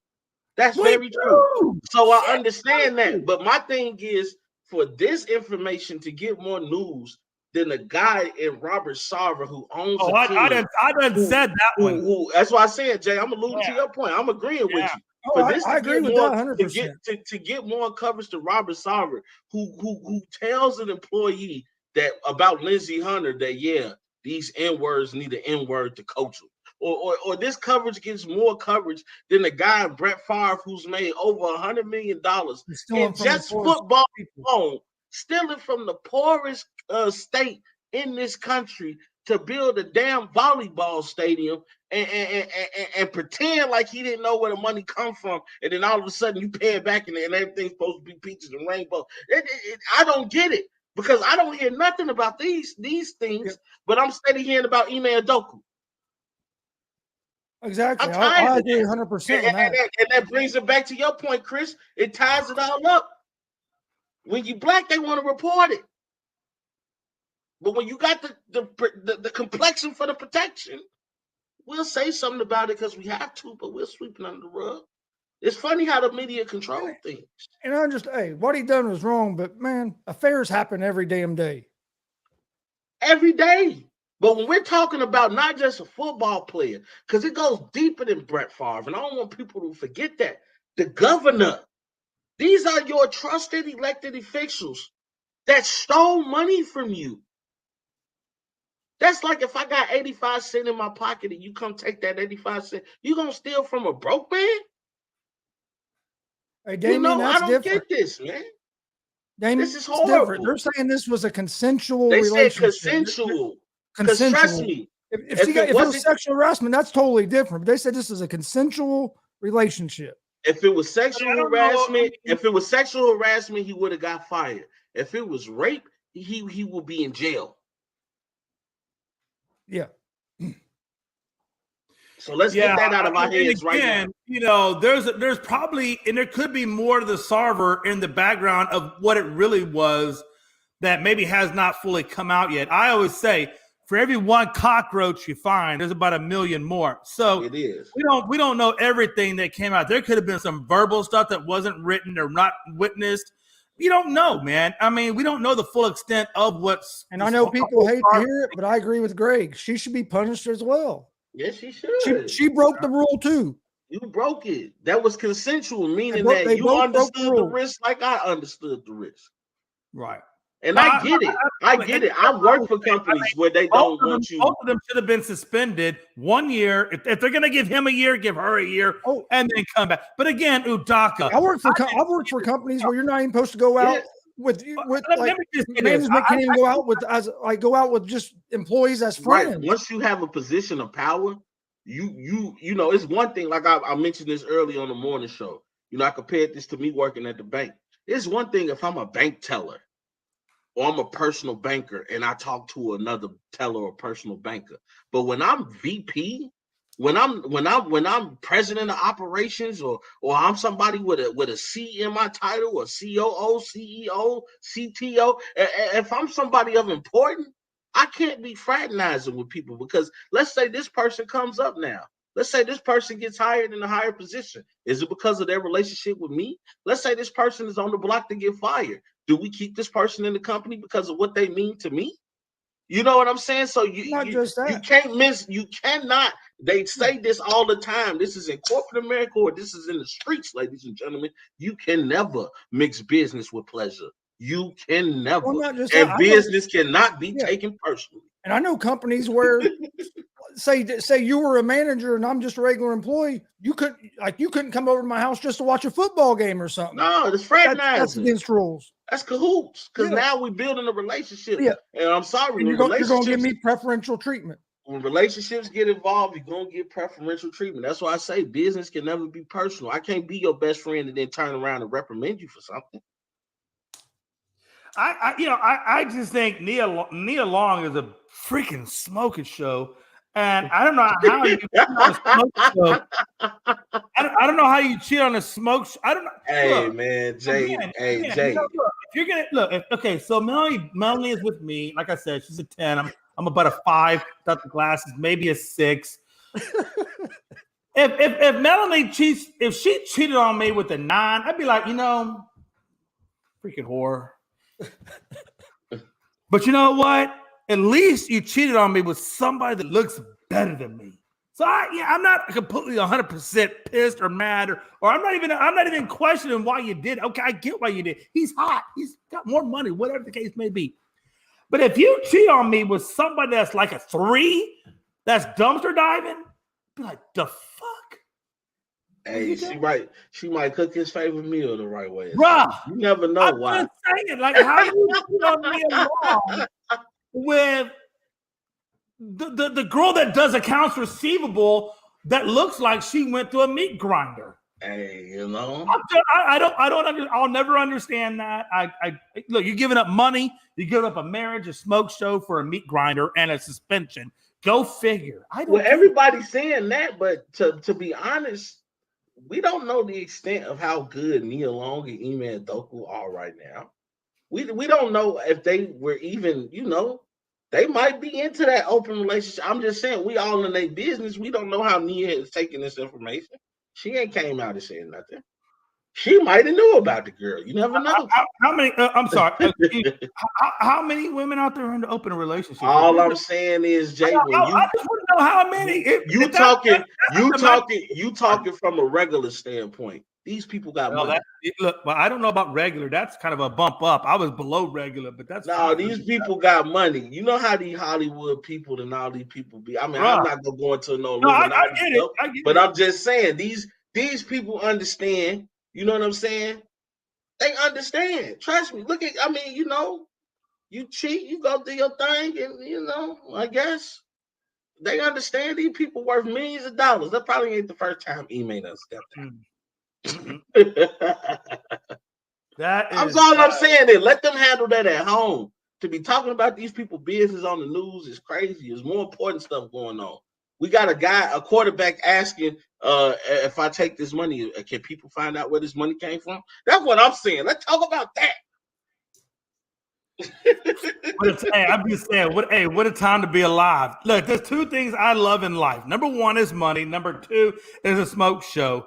I'm just saying. Hey, Jay, put that on a t-shirt. I can understand the pressure. I cannot. I'm gonna put it on a t-shirt. It's gonna say $4 million. Lee McLovin on the bottom. Hey, put that on a t-shirt. I'm just saying, man. Wow, it was Nia Long's friend that blew the. Damn. Hey, you never know what's going on out here, man. Hey, Wow. Hey, it is what it is. Nia Long, man. I'm telling. Look, if Nia That's what I Long tell people, man. let me ask you guys this: is saying it, they didn't have an open relationship. Let me ask you guys this: do you think that he'll ever coach for the Celtics again? Oh yeah. Yes. Yeah, I He did. took him to the finals. I think he'll coach again, but I don't know if he'll be with the Celtics. I think he might move on to another team. The Celtics. He'll coach the Celtics. He just took them to the damn finals. Yeah, he took them to the finals, and on top of that, Celtics is an organization that's about winning, and he's proved that he can win. So hey, like they always say, what if they win with this coach this year? Your tolerance will go up. You know what though? Because let me ask you this: if they were really so gonna fire him, why give him a suspension? Why not just go ahead and fire him? Yeah, that's true. Just let it go. But they keep saying that it's not guaranteed that he's going to be back next year. I think they're doing that because they don't want to. I think they kind of done the suspension to see what kind of public reaction they were going to get. Yeah. Oh yeah, absolutely. And it's something like this is going to sweep itself under the rug. I mean, it's only okay. He did what he did. Bro went out here to go. Like I said, I hate to say it, but it's something that happens every day. What can you do about that? No. I mean, hey, it is what it is. Damn, Nia Long, man, that's crazy. Hey, and she still look good, bruh. She still look good. I'm just saying, man. Hey, but I like your terminology for it, the smoke show. I like that.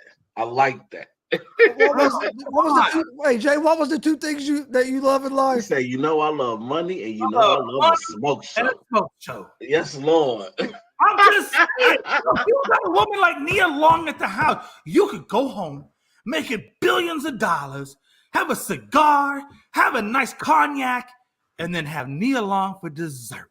Hey, come on. I get you. Hey, look, look, ladies, don't hate me. It's just a little wifey joke, ladies. Don't hate me. But even though it's Nia Long, she's still that man's wife. She gets on his nerves, damn it. Hold on, let me say this because I want you to get I want you to get the full effect of this. Just focus in for 1 sec. You're going home with more money than you can imagine. Yeah. You're gonna have a nice cigar, a nice cognac, and me along for dessert. Now let me tell you what he said. Let me tell you what he settled for.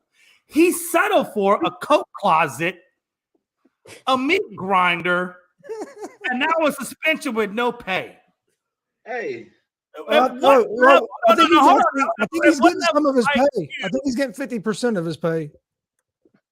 Oh, my bad. Because I like losing 50% of my money. Hey, at least he ain't losing all of it. hey, as my grandma would say, oatmeal is better than no meal. I'm telling you. Y'all must have had. I need to meet y'all grandma. My grandma said, "Hey, when you got a steak, don't settle for spam." Hey, he might have had steak, but you don't know how tough that steak was to him. I don't know. You looking at it from the aspect of that's Nia Long. He looking at it from the aspect of I'm with Nia Long, and she gets on my damn nerves. Damon, I'm not sure. Damon, I'm not sure. Do they have kids? I think they do have one kid. Yeah, they got a kid. They got kids. They have 3 kids. Well, that's what I'm saying. You don't know what their relationship was. Nia probably got her a little thing or two, man. That's Nia Long. What man don't want to be with that? That's all I'm saying. Well, that's my point. All right. That's my point. You gave up filet mignon for a day-old on sale can of Spam. But it's different when you pull. Jay. Okay, Jay. I'm about to give you player talk 101. This is player talk 101. Okay. Okay. See, when you pull a Nia Long, you might be shocked at yourself for a minute. Like, man, I just pulled a Nia Long. But then in your mind, you like, okay, I pulled a Nia Long. I could pull another one. And I can pull another one. And then I can go up, I can go down, I can go wherever I want to go because Nia Long is that's my ceiling. So I know I can go get another one of those. You know what I'm saying? And women out. Hold on. Let me finish. Hold on. Like you just told Chris. Can I finish? Can I finish my point? Can I finish? Look, hey, Chris, like I gave him this tip. I gave him the J tip. Can I finish? Can I finish my point? Chris, I got a 5-star restaurant, and I'll give your ass the best chicken Alfredo you ever had. Or I can take you down to Slim Willie's, and we can get a bucket of ramen. Which one you want to have? Well, I'm not a big pasta person, Chris, so I really don't want either. You got chicken Alfredo and a 5-star. You got freaking wontons and some freaking ramen noodle at Slick Willie's for $1.75. And it'll be $2 if you want soy sauce. Now, the hell one you taking? On my budget, I'll probably go to Slick Willie's. Okay, Jay.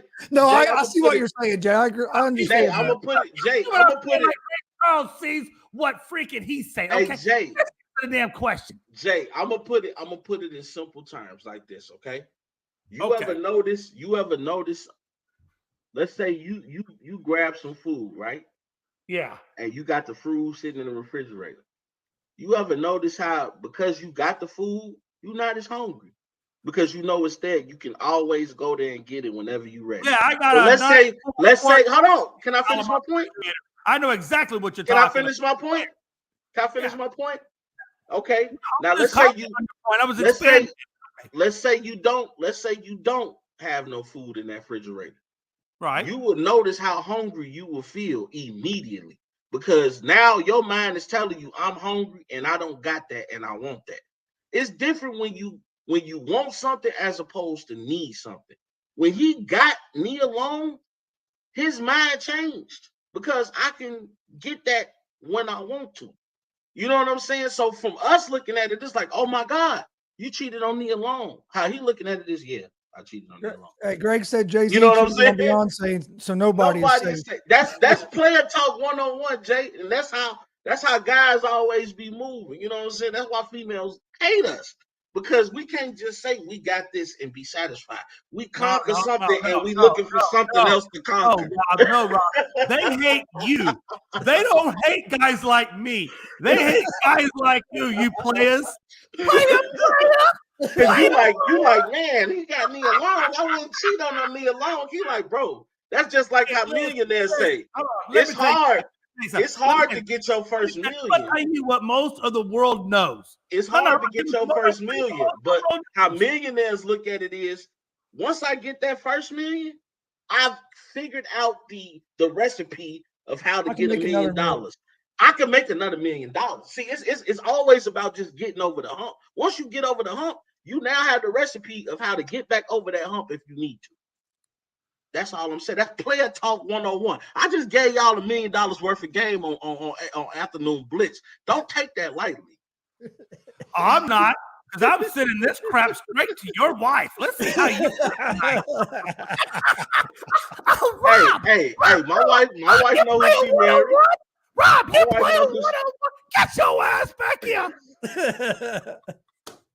Man, you eating spam tonight. Nia Long my ass. Oh God, this is that's why I love you guys. Man, I love you too, but you know damn good well. Hey, watch it. When she be around, I shut up.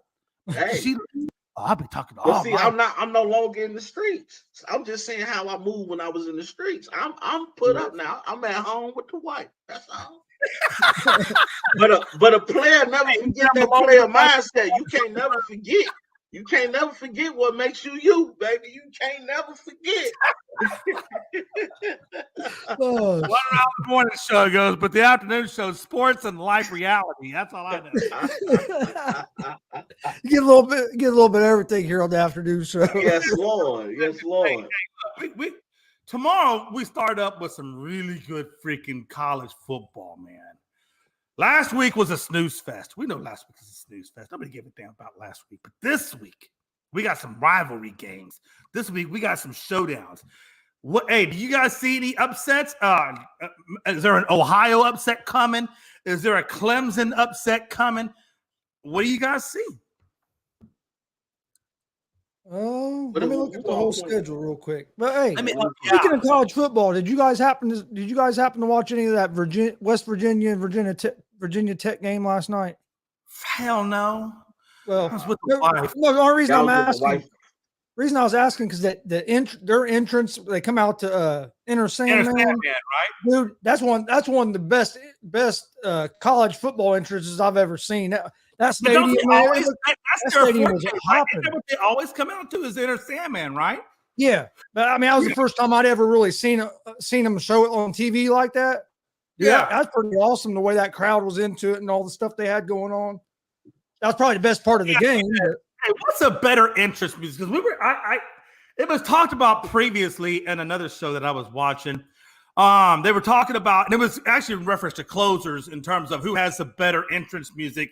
I did use Mario Rivera, who had the Enter Sandman. They used Edward Diaz for the Mets, who uses Tempe Trumpet. I got to be honest with you, I like a good Enter Sandman as an entrance. And I did watch the opening of that Virginia Tech, so I know what you're talking about and it is pretty badass. But I got to be honest with you, that Tempe Trumpet, damn it, that shit don't light you on fire. Do you know what I'm talking? Rob, have you heard the Tempe Trumpet? No, but I'm just. Bro, you need to go Google Tempe Trumpet. Just Google that son of a gun. I'm telling you, hey, that's some fire. I would love to see Texas come out to Tempe Trumpet.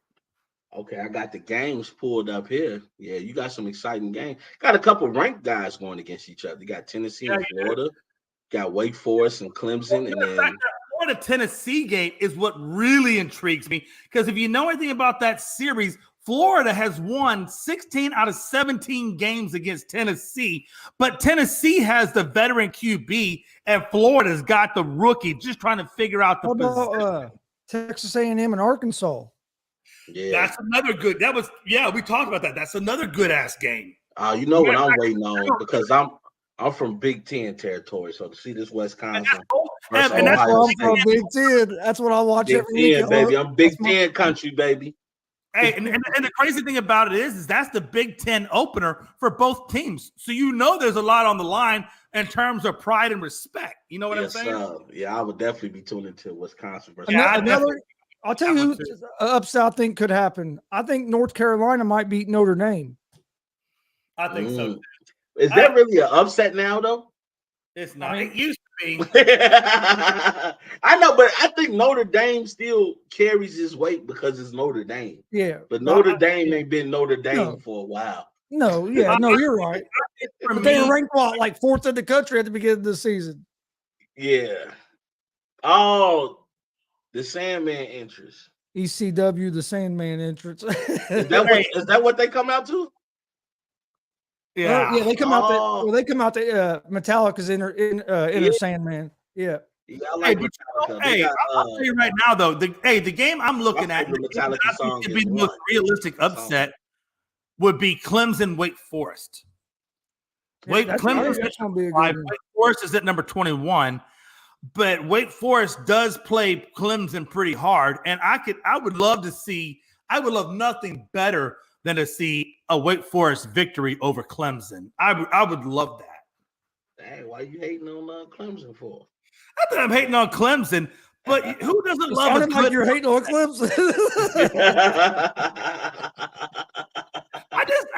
I love upsets. I love you upsets. One of those Alabama boys, ain't you? Hey Rob, next weekend get to see Mick Foley and the Boogeyman next Saturday. Oh, is that next weekend? Next Saturday. Okay. Hey, and that'll be live on the Gonzo Sports Room channels and on the ASAP Sports Network channels as well. Oh yeah, I'm gonna have to turn that. I'm gonna tune in for that. I'm gonna tell. Hey, Greg says, can we get to the USC versus Georgia for the national title? You think USC gonna make it? That can actually happen. I don't know if USC's defense is gonna be good enough to make it to the national title. I know Georgia gonna be there for sure. Oh, Georgia, man. Hey, I'm gonna tell you right now. I don't want everybody to listen real clearly. You know who's not gonna be in the national title? Alabama. And I hope you heard me correctly when I said that, so that when I come back to you and I say, "Hey, remember when I said that shit?" And you be like, "I don't remember you saying that shit." Oh, I got you, Jay. I remember. I take real receipts. Tulsa upsets number 15 Mississippi. Hey, but speaking of wrestling, Chris, first of all, glad to have you back, bro. I know you've been down for a minute, so good to see you back up and moving around for real. Wrestling has been real good lately. All of the shows. I didn't think Wednesday's AEW was real great. You didn't like Grand Slam? I mean, I liked a few of the matches, but I thought a little bit of it was just, I don't know. I didn't care for that tag team match, Swerve and Keith Lee. I thought that was sloppy. You know what? I think the match was sloppy, but Acclaimed. Oh yeah, the crowd went crazy for Acclaimed. But I went crazy. I can never say they catchphrase out loud because that's just it's so sus. Like they literally say, "Scissor me, bro." Yeah, I'd be like, I can't get down with that. But they're hilarious though. They're funny dudes. Yeah, the crowd. And then they've added. But match-wise, didn't you think that match was kind of sloppy? It was. It could have been better. It's not. It hasn't been good as their other matches. Bryan Danielson and Moxley, I really liked. Yeah, that was a great match. I didn't like the way they ended it. I didn't care that Moxley won. I think you could have ended it a little bit better than that. A quick submission like that. Yeah. Well, you know what though? I think they tried to go for more of a realistic feel. So instead of him ending it with a traditional wrestling move, it was more so of you're gonna have to put me to sleep if you want me to stop fighting. You know what I'm saying? So I guess, but it was good to see Paige, but that just proves MJF right. That's all AEW does is hire old WWE people. And that's what my thing with AEW is. They bring all these guys from WWE and then they quit pushing their young talent. So it kind of defeats the purpose. That's what I'm saying. You have a women's division where you really, I mean, we know about what's old girl, the swole one, Jade Cargill. Jade Cargill. Jade Cargill, not like Britt Baker. Britt Baker, she's funny to me. She has good personality, and she kind of reminds me of a female Seth Rollins, kind of. But other than that, you don't have like any star power in that women's division. So I would say, why not try to build up within?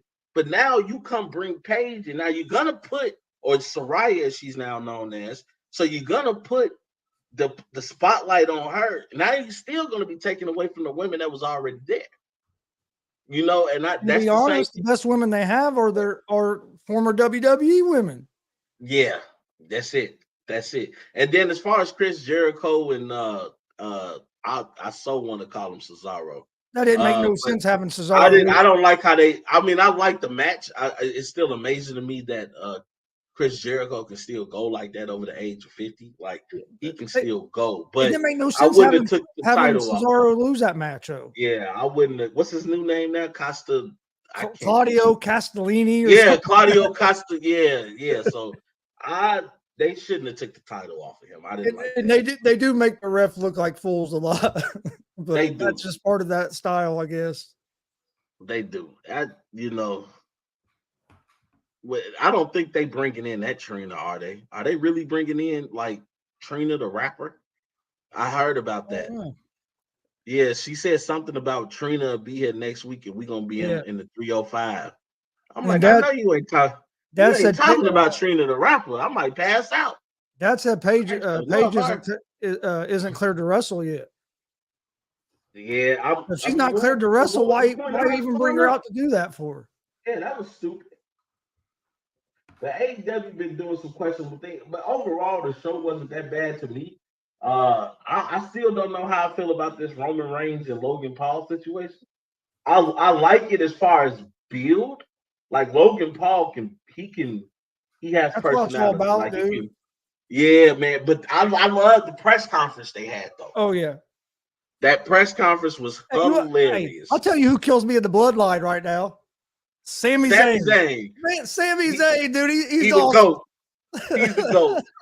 He's the GOAT. Oh my God, he looks like he has so much fun every time he comes out with them. And I don't like the fact that they took the title off Solo.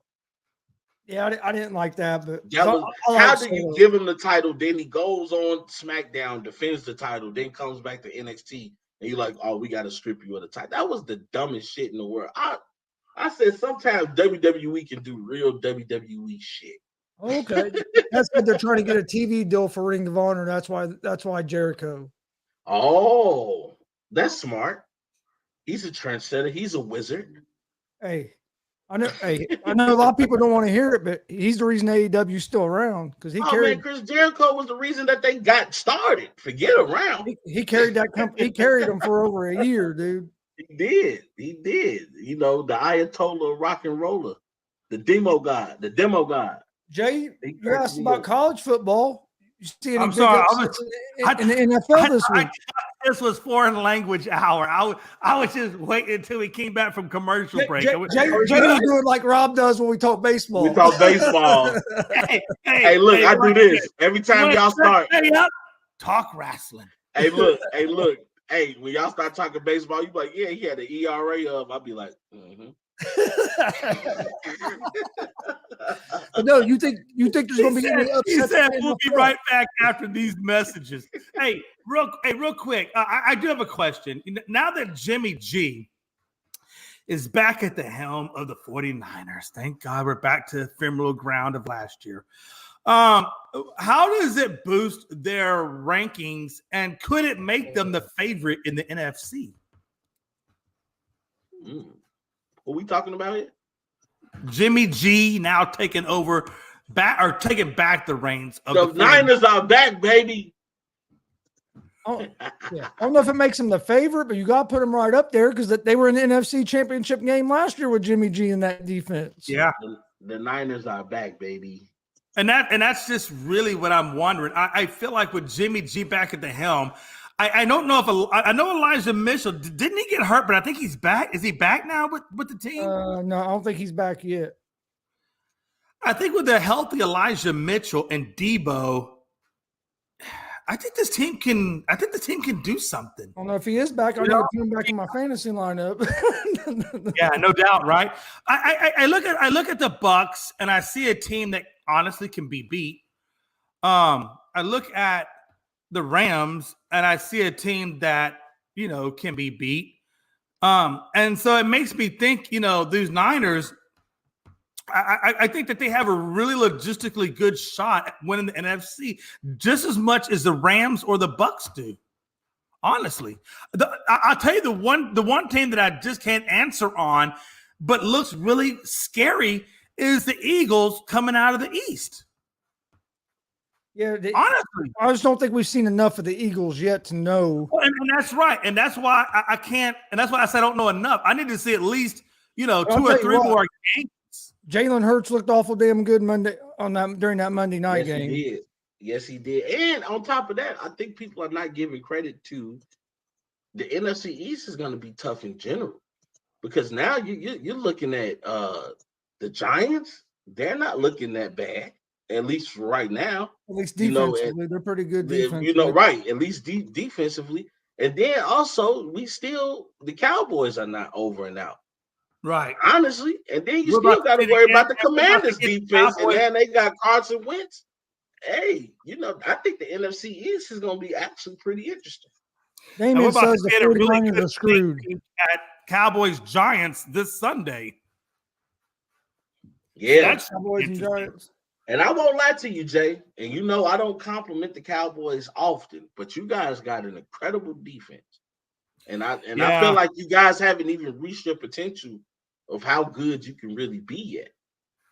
I've always felt that the Cowboys, even the last 4 to 5 years, the defense has been spot on. Yeah. It's just always been the offense that, killed us, from getting to the Super Bowl. It's all, if they ever had the offense match the defense, we would have been straight.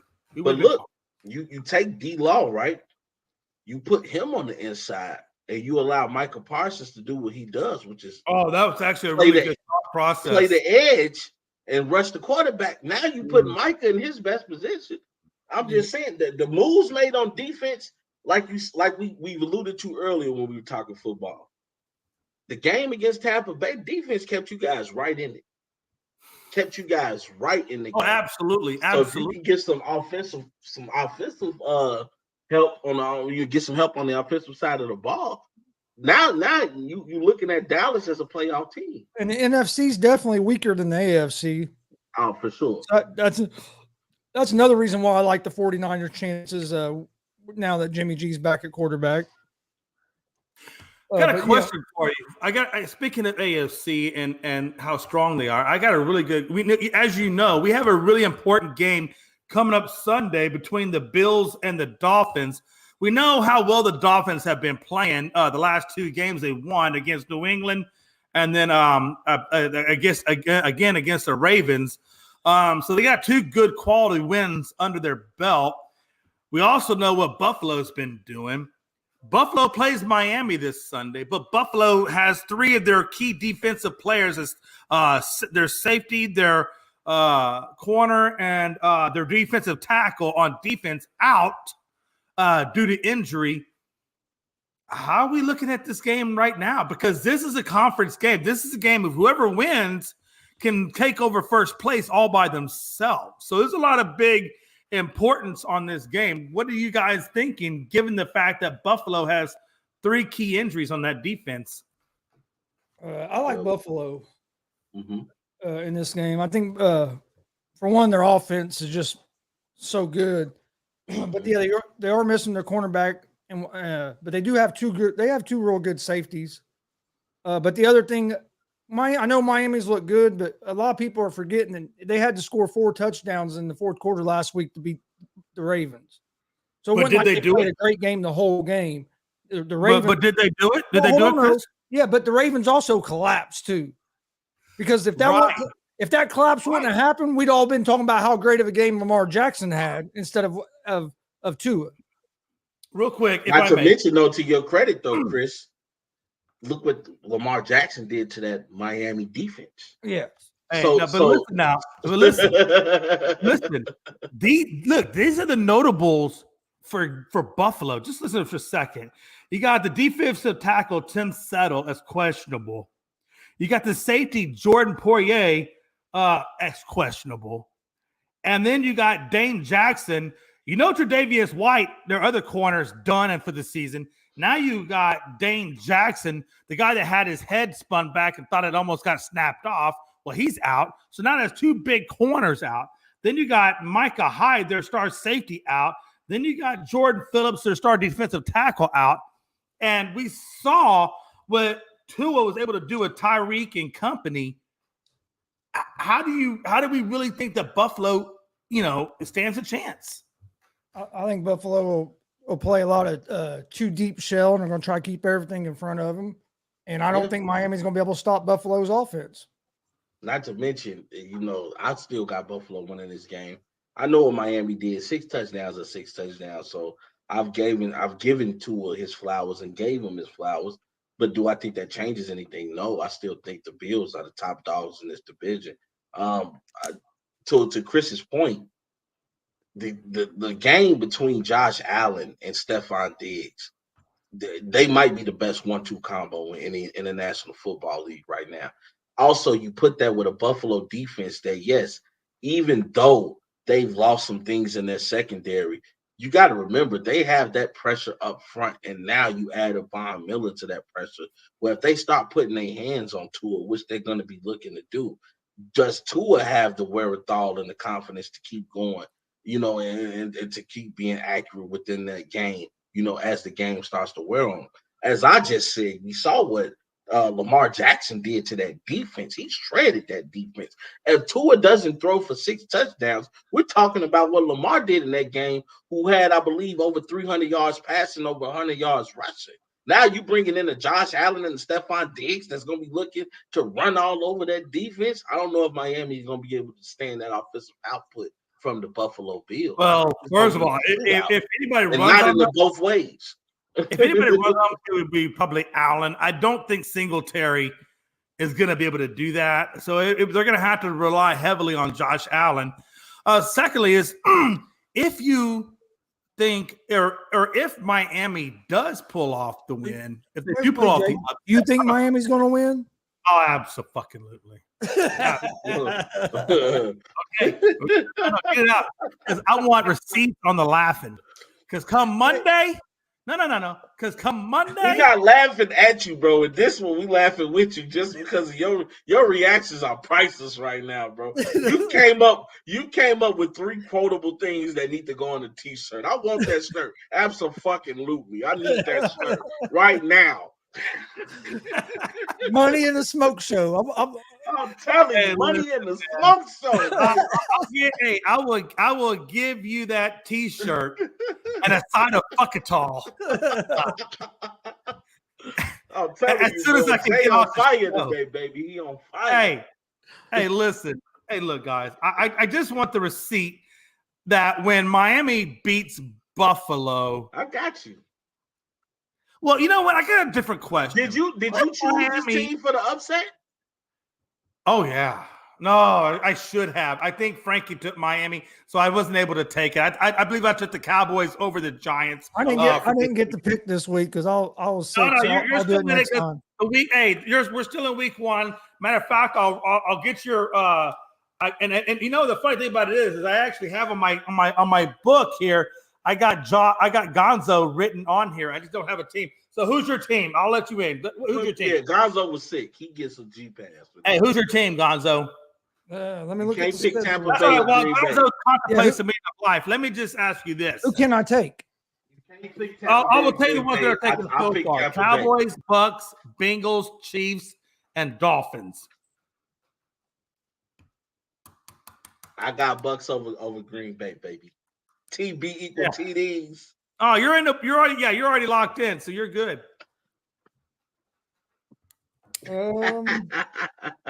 Jesus. While he thinks about that, Rob, I want to know if Miami beats Buffalo, what will you then think of Miami? Same thing. I think they're going to be right there. No. But are you going to come with a comment? No, but if I guess what I'm saying is Miami beats I still Buffalo, think Buffalo will be the top dog in that division. I will not. I get that, but if Miami beats Buffalo, are you going to tell me it was because the 3 defensive stars are out? No. If Miami beats Buffalo, I'm going to tell you that was a great victory by Miami. Okay. Yeah, because for Miami to beat Buffalo, they're going to have to stop that. They're going to have to stop Buffalo's offense. So if Miami beats Buffalo, I'll give Miami some credit. Hell yeah! It's about time we start putting some. Who you got? I want Detroit Lions over the Vikings. Oh, Lord Jesus! Put that down, Jay. All right. I just want to confirm it's already written, and I got you locked in. The Lions over the Vikings. Okay. It's in the books. Greg says the Chiefs are the best team in the AFC. Buffalo hasn't played anybody. The Rams barely beat the Falcons, and the Titans are trash right now. Greg, you might be right, but you're biased. So, hey, Greg, we're still on for 2 o'clock tomorrow, 2 Eastern tomorrow, right? I gotta look because I know Greg is very biased when it comes to. Greg is. You know what? Greg is right though. One thing worse than a Cowboys fan is Greg. Greg loves his Chiefs, but you know what? I have to agree with Greg right now. I think the Kansas City Chiefs are the best team in the AFC right now. You think so? I think so. I can't agree. I like the Chiefs, but I don't. All right, Greg. I think they are. Now, if the Bills win this game against Miami, they're going to be telling me something. I think this Sunday is going to be very interesting, honestly. There's a lot of really good games. I did not look to see who the Chiefs are playing. Does anybody know who they have this week? You know who they're playing. You said it on purpose, damn it. Hey, I remember preseason. No. I remember preseason talking to a young Chris, and the Colts were the best thing in that division since sliced bread. We're still going not to anymore. Chris is. I think Chris has been deflated, and now he realized the Colts are at the bottom. We're still going to win the AFC South. We'll get it figured out. You think they get it figured out? Did Matt Ryan look terrible or what last week? He looked horrid. The whole Colts team did, though. Yeah, the offensive line couldn't block nobody, dude. They ain't help Jonathan Taylor out. They ain't help nobody out. Yeah, Jonathan Taylor. Frankie was so pissed about Jonathan Taylor, man. Jeez Louise, he was pissed. He was so mad that I'll tell you what, if the Colts, Frank Reich is probably, to me, he's pretty close to losing his job. Yeah. You know who else looked rough? Honestly, even was for Tennessee outside of Tannehill. Derrick Henry, he's my guy. He has not been able to get going. He got like 22 yards or something. Some ridiculous number. I mean, like definitely not Derrick Henry numbers. He ain't been the same since he took that hit. Yeah, I think that dude shocked him. He didn't think nobody could lift him off his feet like that. Running back span don't last a long time. Look how many carries he's had over the last couple of years, man. Yeah. And his body he had quite a few carries last week, and he just was not able to produce at all. And I was like, I can't believe this is Derrick Henry. This looked like some scrub that, is just getting garbage time. But no, it was Derrick Henry. I was like, shit. Freaking Henry, man. And again, I do got to admit, last week he did go up against the Bills. So, and of course, that was, so it's not like they didn't. Crazy. Giants and Jaguars. Hey, Greg, you know what else is? You know what else is crazy? Henry the averaged. The Browns are first place too, and they run that. Go Cleveland. Go Jacoby Brissett. That boy say who? Deshaun who? Hey, it's true though. Hey, no, but hey, Henry only averaged 1.9 yards against Buffalo. Oh yeah, he couldn't get nothing going. Holy crap! What do you guys think of that crazy ass Cardinals game? Them coming back and winning that game. That shouldn't have happened. I think Logan got a lot of things to worry about with this Raiders team.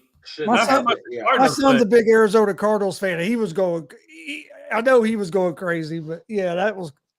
You know what? It was just crazy that scramble by Kyler Murray, where he held the ball for like 20.8 seconds, scrambling sideline to sideline, eventually like, oh, you know what? I could just run it on in. I said, that's horrible. That's horrible.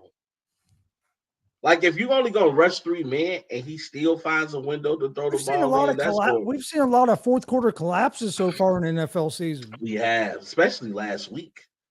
Oh, yeah. Oh, it was incredible.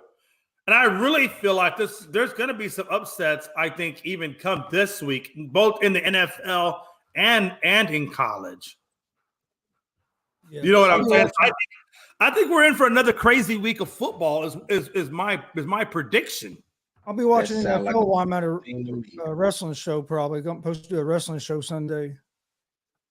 God, yeah, there's a lot of people that had the Raiders winning that division, and as you can see, they're not even in the same realm. Oh, hey, bro, it's only 2 games, man. It's only 2 games, but that's an important 2 games. I know why my dad's asking this. Did you guys see that App State and Troy game last week where the coach took a safety on purpose from Troy, took that safety on purpose, and then had to punt the ball, and then App State hits that Hail Mary to beat them?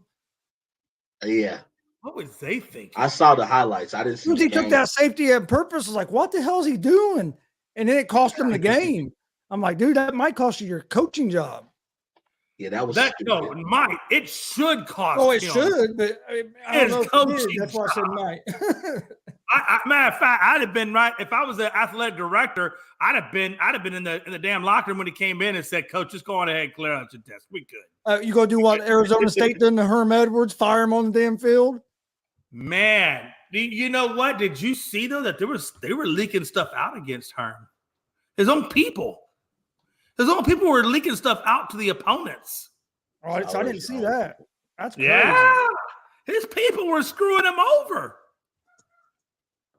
Freaking Herm, man. Damn. And I thought, Herm was doing good there, turning that program around, and they just wanted to get Herm fired. That's why they were leaking the information out. They were purposely trying to get that dude out of there. I don't know, man. I don't know what kind of world we're living in these days. But it is the world we're in. Mm-hmm. I mean, it blows my mind that people do this kind of stuff. Like, I don't even know how you live with yourself knowing that you're screwed. I cannot. Some people just don't. Well, some people just don't have a conscience. I think that's what it is. Some people just don't have a conscience. They can't, dude. Some of the stuff that goes on, you can't have a conscience. Just trying to find that quote. But what a time to be alive. Oh, it's definitely a time to be alive. I'll tell you that. It's definitely a time to be alive. The fact that the Cowboys beat the Bengals without Dak, I mean, how much more can you possibly want? We're going to make that shirt on the front. It's going to say the two things I love, and on the back it's going to say money and a smoke show. Money and a smoke show. Yes, Lord. Man, but it's been fun talking sports with you guys for a while. Jay muted himself. What the hell? I'll come get you. Right. I did see that JJ Redick, in that Ben Simmons interview. Oh, yes. I'm yep. I saw that. Ben Simmons' interview with JJ Redick. I didn't see it. What was it? Was it pretty good? Ben basically said that Philadelphia didn't do right by him, but he also admitted that he didn't handle the situation right either. But basically said that he went to Doc Rivers and told him he wasn't mentally healthy to be at practice, and Doc a minute in the practice put him out there. It sounded like there was some. I think Doc and Embiid couldn't get over that playoff game where he didn't take that layup, and I think that's when it just all went south, and that relationship was just imperative. He talks like he's fired up for this season. Said his back's good to go. Do you think that Ben Simmons' issues are a direct correlation, possibly, of being harassed by that because from those two people, and maybe they just put him in a headspace he couldn't operate in? Yeah. I mean, I don't know. It's not weird, man. Like, all of a sudden, he's playing in the regular season, everything's fine. He goes to the playoffs, pretty much everything's fine. Then that one game, and then after that, he's just like a basket case. Like, damn near on the version, almost on the border of a vegetable. And I don't understand what happened. Like, what the hell happened to screw that man up that bad? He said his back feels good, that he's ready and he's excited for the season and excited to play. His back should feel good. He ain't played in how many years? Shit. Well, he had surgery, had a procedure done. I'm sure he had. You should have had mental surgery. That's messed up but funny too. At the same time. What Greg said, don't forget to tune in to Red Kingdom tomorrow at 2 Eastern. I'm going to be a guest on Red Kingdom tomorrow. Talk about the Chiefs and the Colts matchup on Sunday. No, what you're going to be is, you ever seen Silence of the Lambs? Oh, they know that. Can I get some Colts and some beans? Man, if you didn't know you were being set up, Gonzo, let me just go on ahead and tell you you're being set up. But go on ahead, go on there. You know, don't act like I didn't tell you. Definitely tuning in to the Red Kingdom tomorrow. You know, hey, sorry, Greg. I love you, brother, but the only Red Kingdom that's gonna be standing at the end of the NFL season is the Tampa Bay Buccaneers, baby. All I know is Gonzo's going to walk in there within the first 10 minutes of that interview. He's going to be like, what the hell did I walk into? And he can have them Bambi-like eyes. Like, save me, Seymour. Save me. Hey, he going to be training timeout. Don't the Chiefs go against the Colts? Yeah. Oh, you gonna go on that show? Yep. You know what that's like? Let me tell you what it's going to be like for you. The way they're going to treat you is as if I went on a Patriots show given by Pride and Frankie. No, you setting yourself up for failure, bro. I'm just saying, you know, have some maxi pads at the left and a good amount of liquor at the right, and you'll be fine. It's hard to handle one of them. You're going to handle both of those. You'll see Fiend showing up tonight. On which show? On SmackDown. On SmackDown, he might. I do know somebody that shows up on AEW tonight. The great Muda. Hey, Greg, talking about they'll be gentle tomorrow. Yeah, the great Muda is going to be on AEW Rampage tonight. The great Muda. I saw that. He comes out. I ain't going to ruin it for everybody, but it's already recorded, and I saw a leak thing. But all right. Well, you guys got anything else before we get ready to close this out for today? Any final thoughts today? You've had some good thoughts today. You got any final ones? Well, just leave you with this if I can. I love old Herm. I'm just going to say this. If a man gets fired on the field of battle, and the last quote before the game even happened was, "I'm very observant." I guess you weren't observant today. Because they done shit canned you and you didn't even see it coming. That is a Herm Edward quote. I am very observant. Oh, Lord Jesus. Yeah, I couldn't believe that. You could see the guys go up to him and tell him he was done. I'm like, you couldn't done that after the game. Yeah. I'm just saying one of his 15 favorite quotes is, "I'm very observant," and just let that sink in. Play to win the game. Yes, Lord. He also goes on to say, "Integrity is the sum of every right decision and every honest word. It is built slowly over a lifetime, difficult to build, but easy to tear down." No shit. Because they tore you down right there at the 50. Oh, wow.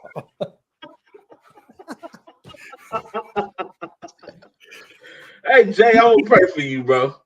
Hey, he hold on, not over yet. That was just the interlude.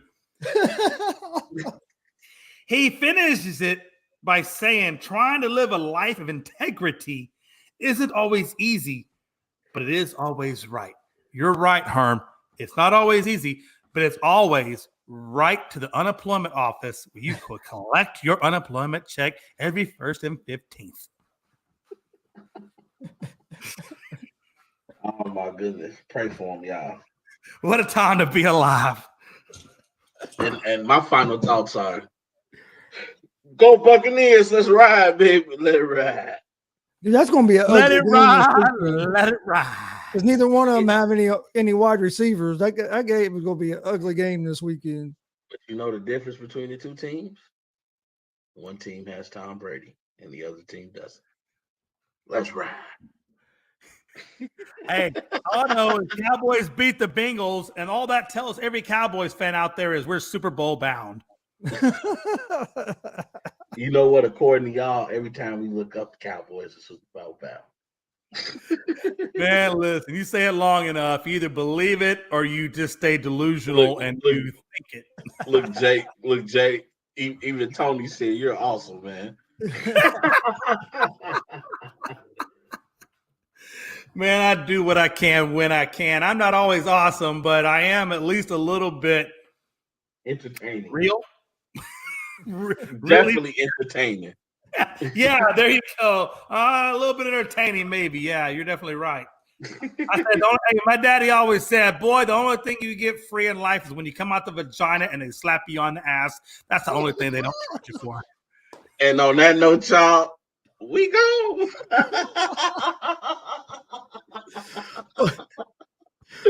We'll see you guys Monday, 1 p.m. Eastern, for another episode of the ASAP Afternoon Blitz. Oh, Thanks for God. watching. Whole sports all plays. Yeah. Whole sports all plays. Carolyn! Whole sports all plays. 365, we making up plays. You talking the game, get you through the days. We're high in the court, the dime in the lane. Variety topics, living the same. All presentation, sports information. In the airways, taking the nation. All sport, all plays, like working your faces. Grace at the field, so tie the laces. Whole sports.